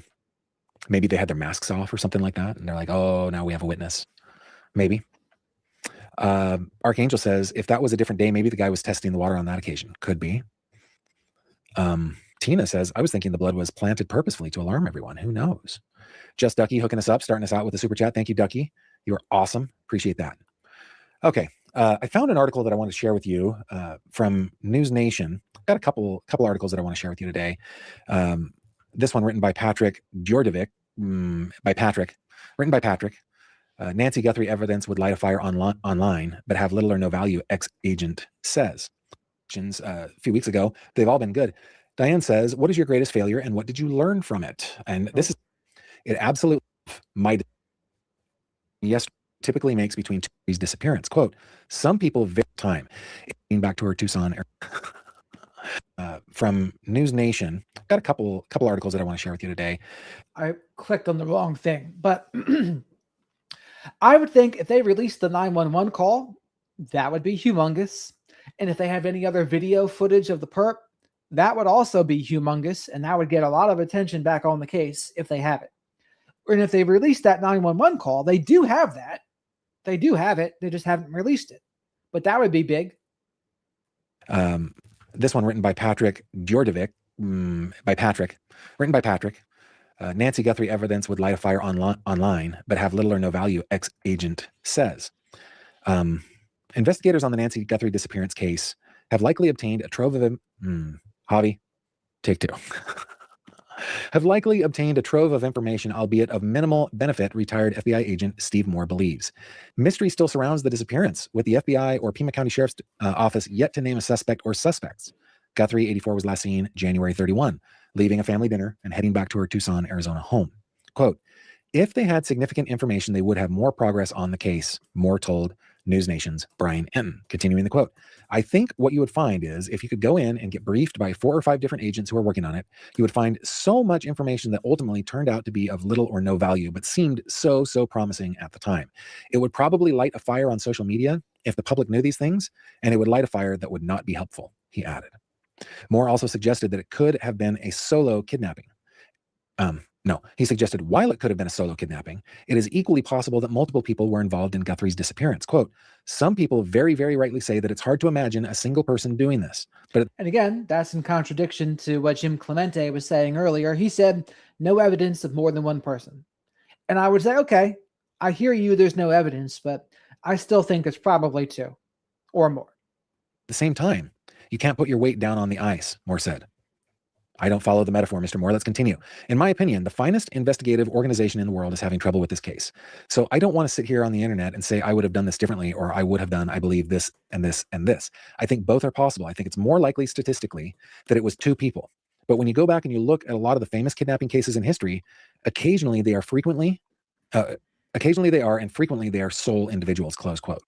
More noted kidnappings involving an individually, I am having a hard time today. Javi, you're going to have a lot of extra work before we upload this to Spotify. By the way, if you're a Spotify premium member and you're watching on... So Patty, I'm watching Gavin Fish and he's going over this article, but I'm giving commentary on what he's doing. But this is Gavin Fish. If you like him, go check him out, support his work. He's a friend of the channel too. He's never got upset at me, so he's a friend of the channel. The rewatch crew, thank you so much. That helps me so much. I can't even tell you guys. Here, let's do a little inside baseball here for a second. And this is a bit of a tangent for sure.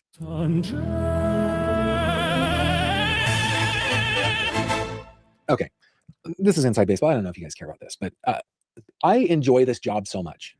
Like, today is an exception day in that I don't feel well, but I still came and did it because this is something that I enjoy doing. This is something I really love. Okay.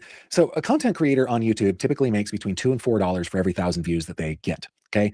For a content creator like me, it's a little higher because we do longer content. So there are more commercial breaks. Right. And this is so inside baseball, but, so it's typically more. Usually it's about, for me, right, lately it's been around $7. Okay. And that includes the super chats, the super stickers. It's not just advertising. For me, it's been about $7 per 1,000 views. On Spotify, it's approaching $40. And so if you're in the rewatch crew, $40 per 1,000 views. So if you're on the rewatch crew and you want to help me out, and you're a premium video member on Spotify, I don't want you to go out and have to change your life and change your habits and stuff like that. But let's say you are on Spotify as a premium video member. And aha. So this is why we watch this. So I can learn, and Set in Shadow said, see, Jared, you just learned that's $40 per 1,000 views on Spotify. So Shadow said, Jared, why aren't you on Spotify, Jared? And I said, damn good question, Shadow. I got to get my RSR feeds or RSS feeds or whatever the hell they're called and start uploading some of these bad boys to Spotify. Whether it's Salerno interviews or whomever else.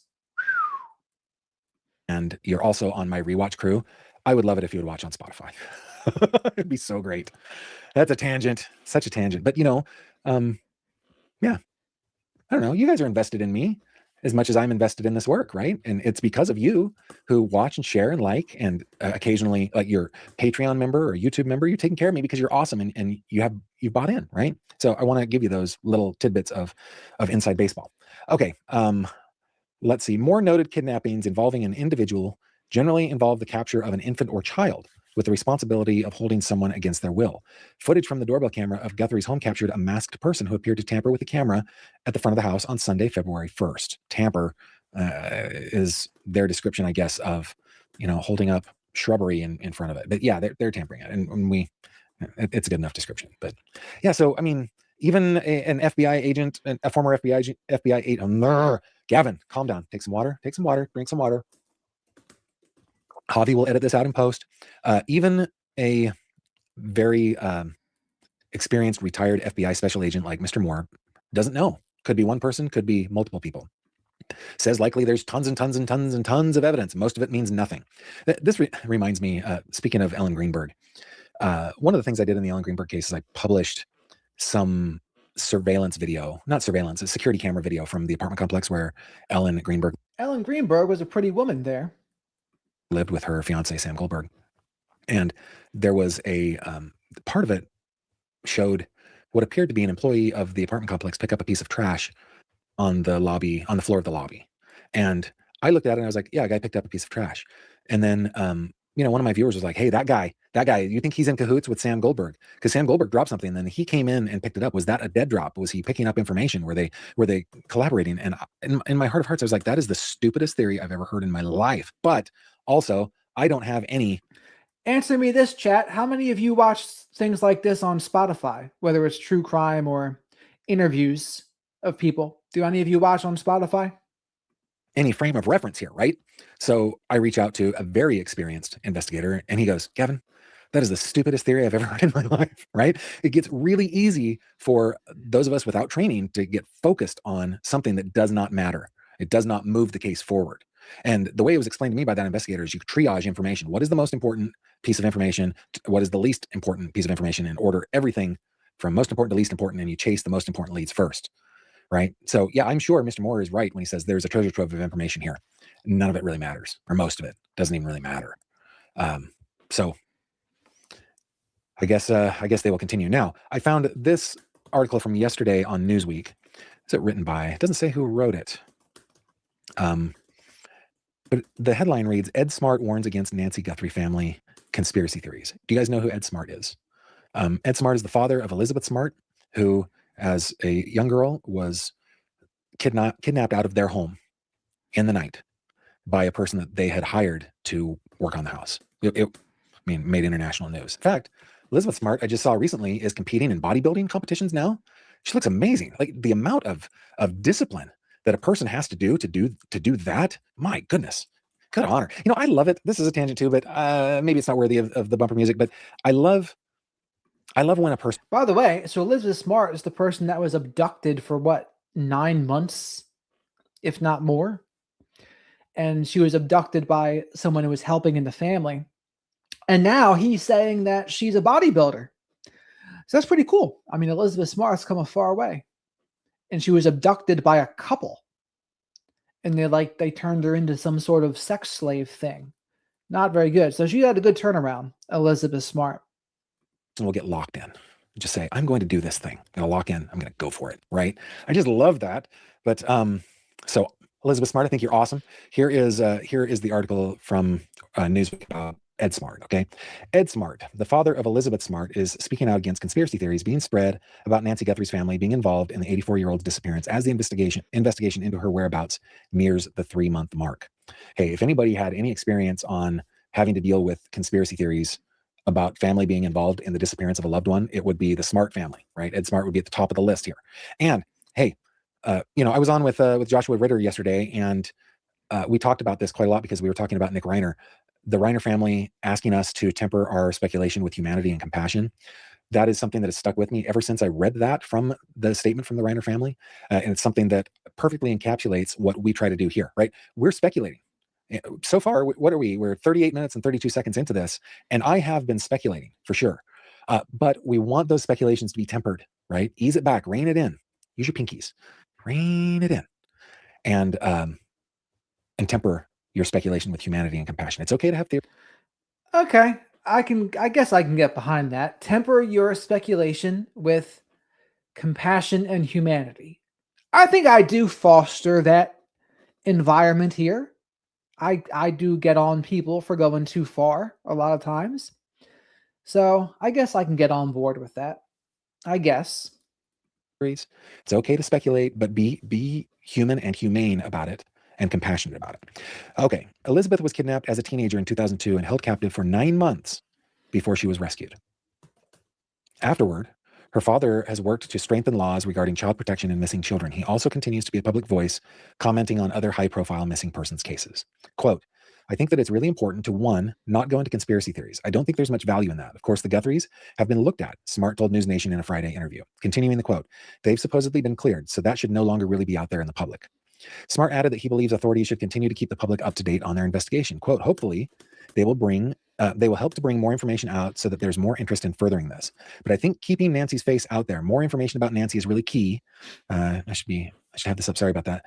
Being able to keep your eyes open for the possibilities, he said. And actually, that is very well spoken. It's one of the main drivers of my decision to continue to talk about Nancy Guthrie, because we still don't know where she is.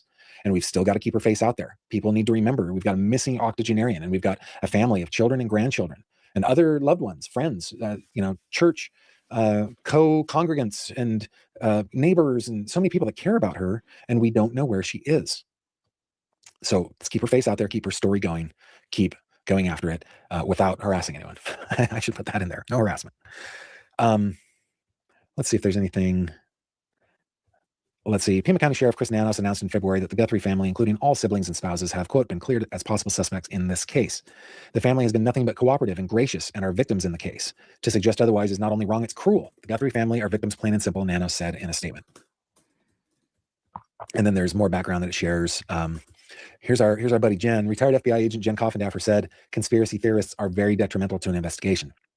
Quote, they flood the tip lines with all of their theories. They never have any facts, but they have these nonsensical roadmaps as to why they think all of these individuals are in cahoots to commit a crime like abduction of Nancy Guthrie, Coffendaffer told Newsweek on Monday. She said conspiracy theories are also being spread through the internet. Quote, they have YouTube shows. They're on X. They're on Instagram. They're on TikTok. And all that does is stir up speculation, and it causes targets to be put on innocent people like the Guthrie family, Coffendaffer said. And you know what? Oh, dang it. I don't have this up for you guys to see. If those people that have YouTube shows and are on X and on Instagram and on TikTok that are stirring up speculation and causing targets to be put on the backs of innocent people, like the Guthrie family, those people need to temper their speculation with humanity and compassion, right? Walk the line between, keeping her face out there, keeping her story out there, making it important, keeping it in the zeitgeist, and then ramp up. I think, well, what she's not mentioning, Jen Coffendaffer here, is a lot of it is because they're being kept in the dark. Because in some ways, they want it both ways, right? Okay, you're law enforcement. But then everyone else is talking about it on YouTube. Like Brian Etten, Ashley Banfield, Jen Coffendaffer, Tony Bruschi, me, Gavin Fish, JLR, J is for Justice, Tucson 857, Monk's Intrigue, all of them. They can say they don't like conspiracy theories, but at the same time, they all want the views. At the same time, they want the attention. So, like, that's what comes with it, though, right? With the attention, with all that, it does come with people coming up with their own theories. Now, we can try to temper them a little bit, which I try to do, but it just comes with the territory, I would say. Speculating and just stirring people up. I get it, though. Stirring people up. You make way more money stirring people up than being calm and collected and cool and compassionate and human. I get it. Just, we need to stop. We need to stop crossing the line. Jennifer continues, people still will not accept anything other than their own bias for that narrative. And then what they end up doing is seeking others who have the same bias, and it just mushrooms out into a place where it is now. I have him on 1.5 speed, by the way, D. I've had him on 1.5 for a while now. Where you just can't convince anyone, she said. Coffendaffer said law enforcement must still follow up on all tips, even those rooted in conspiracy theories. Quote, it absolutely pulls from resources that can be used to actually track down leads that are more important, and that can possibly lead to something, she said. So that's the number one problem, is conspiracy theorists love to call the FBI and local law enforcement and absolutely flood the tip lines. Guys, don't do that. If you have been guilty of doing that in the past, see the light, repent, make a switch. Stop doing that, okay? And I think the rest of the article is just stuff that we already know. Call 88-CRIME. They're offering $102,500 for the arrest of a person or persons involved in the disappearance. The FBI is offering $100,000, and the Guthrie family is offering a reward of up to $1 million after that leads to the recovery of her mother, of their mother and grandmother. So it sounds like Jen Coffendaffer has upset a lot of people here. I wonder if she saw that Savannah Guthrie was upset at Ashley Banfield, and she was like, "Well, I don't want to get sued, so I'm going to take it up for some of them." Maybe that could be what some of it is, but that's just how it goes. I'm not for mindless speculation, right? I've never been for that. But what I have said is no one should be totally cleared, as Matt Murphy said. Matt Murphy, former DA in California, says, yeah, only the DA can be clearing people, not Sheriff Nanos. And I agree with that. Right. So though we speculate, we temper that. And then I wanted to bring this, this was brought up in a comment, right? But we talked about this yesterday briefly. This is an article from Mike Ruiz, a guy that I hold in high esteem, very good reporter. He said the blood spatter on Nancy Guthrie's front porch suggests a single abductor took her out of her home, according to a former FBI profiler.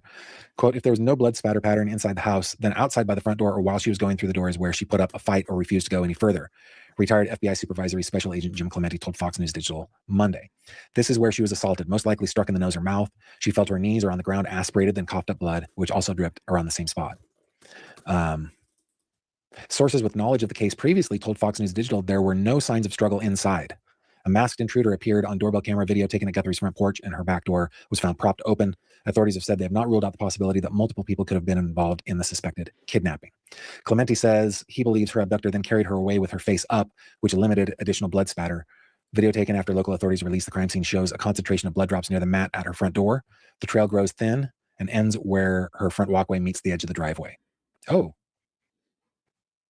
The trail grows thin and ends where her front walkway meets the edge of the driveway, which isn't all that far, but yeah. Quote, it rules out more than one person because if two people had control of her as they were leaving the house, she would never fall into the ground. They would have been in control of her body and prevented her from resisting. Who did we listen to that said that? And I don't necessarily buy it. Jim Clemente said that, right? Two people would have never let her fall. I mean, that's not technically true. Two people could have let her fall too.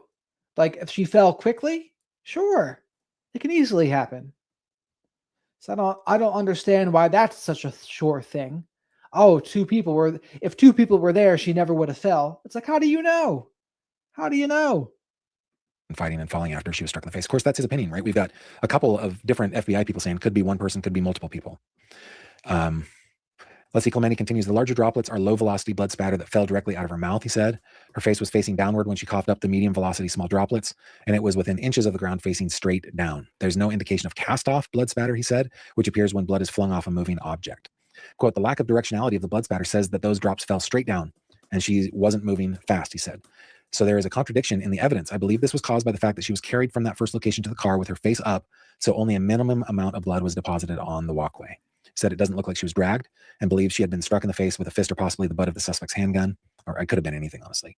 Quote, this was not done very quickly because if it had been, the blood should have had a tail moving the direction she was traveling, he said. Dr. Michael Bodden, a famed forensic pathologist, previously told Fox News Digital he suspected the blood drops came from Guthrie's hands or face. Quote, the nature of the blood spots with little pale centers or donut shapes are typical for drops that come from the nose or mouth because they're mixed with air, he said in February. Yep, and we've heard that too, right? The oxygenated, if I can say that word.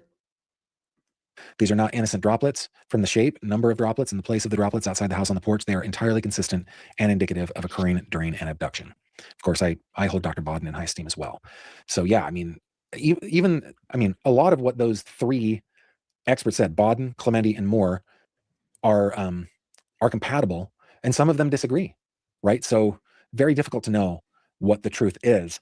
The question remains, how did they get away with this? And I think the answer, I think you guys are right. The answer is the FBI wasn't brought in quickly enough, and they blundered the crime scene instantly. That 857 Tucson video clearly showed that, if you ask me. Sheriff's Department just wasn't up for it. Let's see, a couple of chats coming in. In my opinion, Nano's first time on scene case lost friction. Yeah, he shouldn't have even been there, and he should have had more, I guess, experienced investigators, I think. Black Widower is a member for 7 months. Congratulations. Thank you very much for your patronage there. And then thank you, Mooney, for the super chat. Deeply appreciate you, everything that you do for me in the channel. I'm keeping my eyes open for people from my chat on his chat. Stubbs says, sad, Gavin needs to say no harassment. Yeah, here's the thing, S-Dubs. It is sad. And I'm sorry that I do have to say it. I maintain, and it's not because of me, it's because I have awesome mods. But we have the classiest chat on YouTube, right? But there are a lot of channels that... Classiest chat on YouTube? Did you hear that, folks? Does Gavin Fish have the classiest chat on YouTube? What do the flock of black sheep think about that? Black Sheep Nation, what say you? What say you? Oh, hello there, Mace. How are you? Yes, it was Mace that told us about the 857 Tucson, not Ward. I got my 4-letter word wrong. Mace versus Ward. I think the flock of black sheep's pretty classy chat for the very most part. Their purpose is to whip people up. Their purpose is to churn people, their emotions, their anger, their fear. They want to whip that up into one homogenous feeling that goes in the middle of your chest that you just don't even know what the feeling is anymore. And it causes people to, I mean, it hooks them on you like an addiction, and it causes them to do things like come up with wild, crazy conspiracies and start inundating tip lines with those conspiracies. I don't think that my viewership does that. I don't think you guys do that. I don't think anybody on this channel does that. Anybody who stays on the channel for any length of time. But here, I'm just going to reiterate, we're not harassing people, guys. We don't do that. That's not who we are, right? If you're a subscriber of mine, you're a viewer. I think more people come in and harass me more than there's like people in the community that harass others. I would say that is more true, right? Mine, and that is who you are. With love and respect, you can just go away. You probably just don't belong with us. And find your people, I guess, or find your soul. It's better. That's horrible, Gavin. Sherry says they don't need to just temper it; they need to go away. Oh, okay, so I'm not the only one who says go away. That's funny. I used to say that to the to our kids. I had to repent of it, but it's like when I had it up to here, I would just say go away. Just please go away. I've had enough. And then one time, our daughter, she was about 10 years old. She told me to go away. I was teasing her. I was like tickling her, I was teasing her or something because that's kind of who I am. And she just went, go away. I was like, hey, that kind of hurt my feelings. Oh, she learned it from me. And then flashbacks of the TV commercial. You all right? I learned it by watching you. That's how I felt in that moment. So funny. All right, guys. Thank you. Thank you very, very much. And it is true, S-Dubs. I do have awesome mods. They are the best. And yeah, kids are the best. That is true too. All right. I think that's all we have on the Nancy Guthrie case. Let me just go back through my notes and check to see what I have prepared here. Yeah, I think I've covered everything. Boy, do I want this woman to be found. I want her to be found alive. I'm not naive. I think it's probably not going to happen, but yeah, I think Rooster's gonna cluck and ducks are gonna quack like the mighty ducks. Quack, quack, quack. Quack, quack, quack, says the mighty ducks, and says Emilio Estefare, Charlie Sheen's brother. Quack. Please, Jared Mello, LOL, tell him he's not full-blood black sheep. Gavin Fish? No. Gavin Fish is not full-blood black sheep. No. I think our theme song should be Black Sheep. The choice is yours from the early 90s. I'll have to check that song out. I actually don't know it off the top of my head, but I'll have to check it out. I'm going to think of some theme songs. That's a good one to go over, some theme songs there. One is the loneliest number.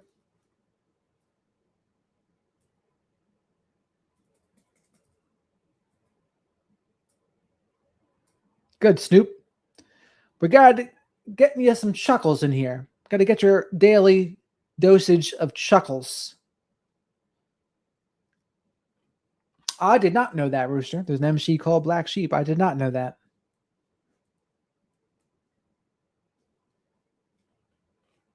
Funny looking, Patty.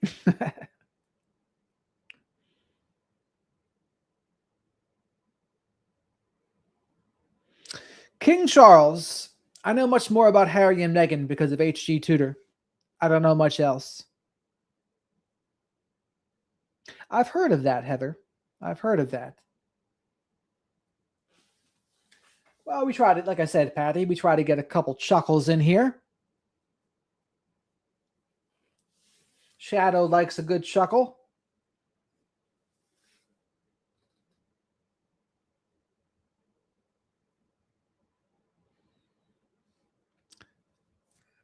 That could happen, but links don't generally work in the chat. But what I do is tell people what channel I'm watching. So that was Gavin Fish. And usually it's Brian Netton, Ashley Banfield, Gavin Fish, Tony Brewski, Brew Crew over 50. We watched some of that today.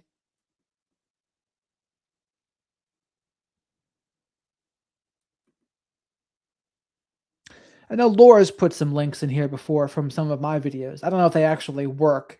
You might have to copy and paste them into the search bar.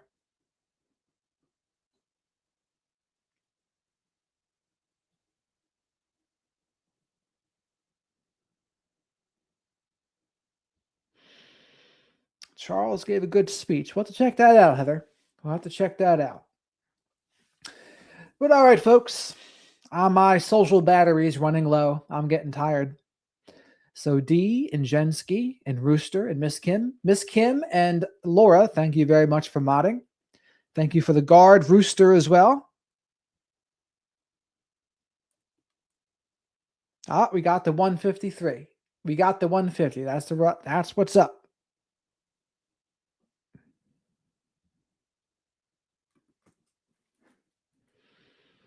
All right, Heather or Maureen, we can have people do that.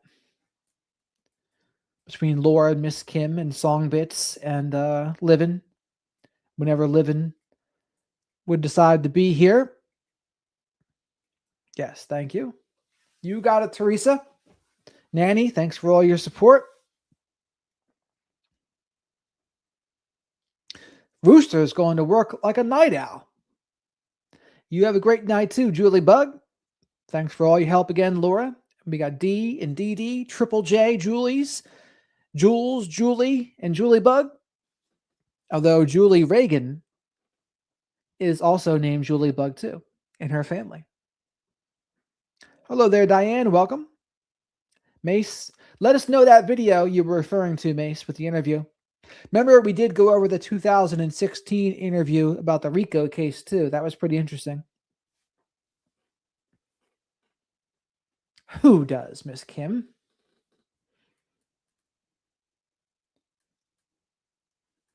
Blocks unnecessarily.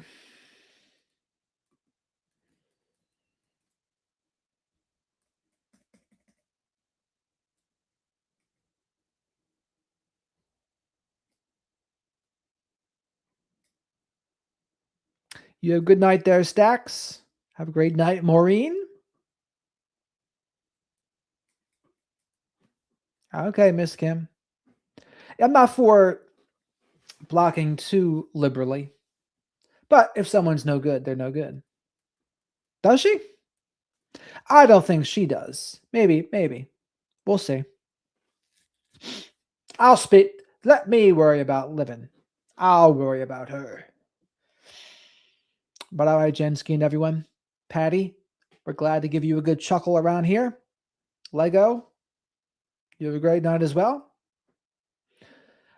Laughter is one of the best medicines for the soul, Miss Kim, right? That's what they say. Shadow says good night to everyone too, and thank you for all the support. Mods do a great job here. Shadow took offense to the fact that Gavin Fish said that his chat was the classiest chat. Shadow was like, could you believe that? Can you believe he said that? I said, no, Shadow, I can't believe he said that. I thought that was outrageous. I was like, Shadow's like, has he not been to your chat? I said, no, I guess not. I guess he hasn't been. So he doesn't know what he doesn't know, as they say. You have a great night, Reagan. Regan Ship. Regina, or is it Regan? Regina. All right, guys. Thanks again. Until next time. Shadow eats some lizard sometimes.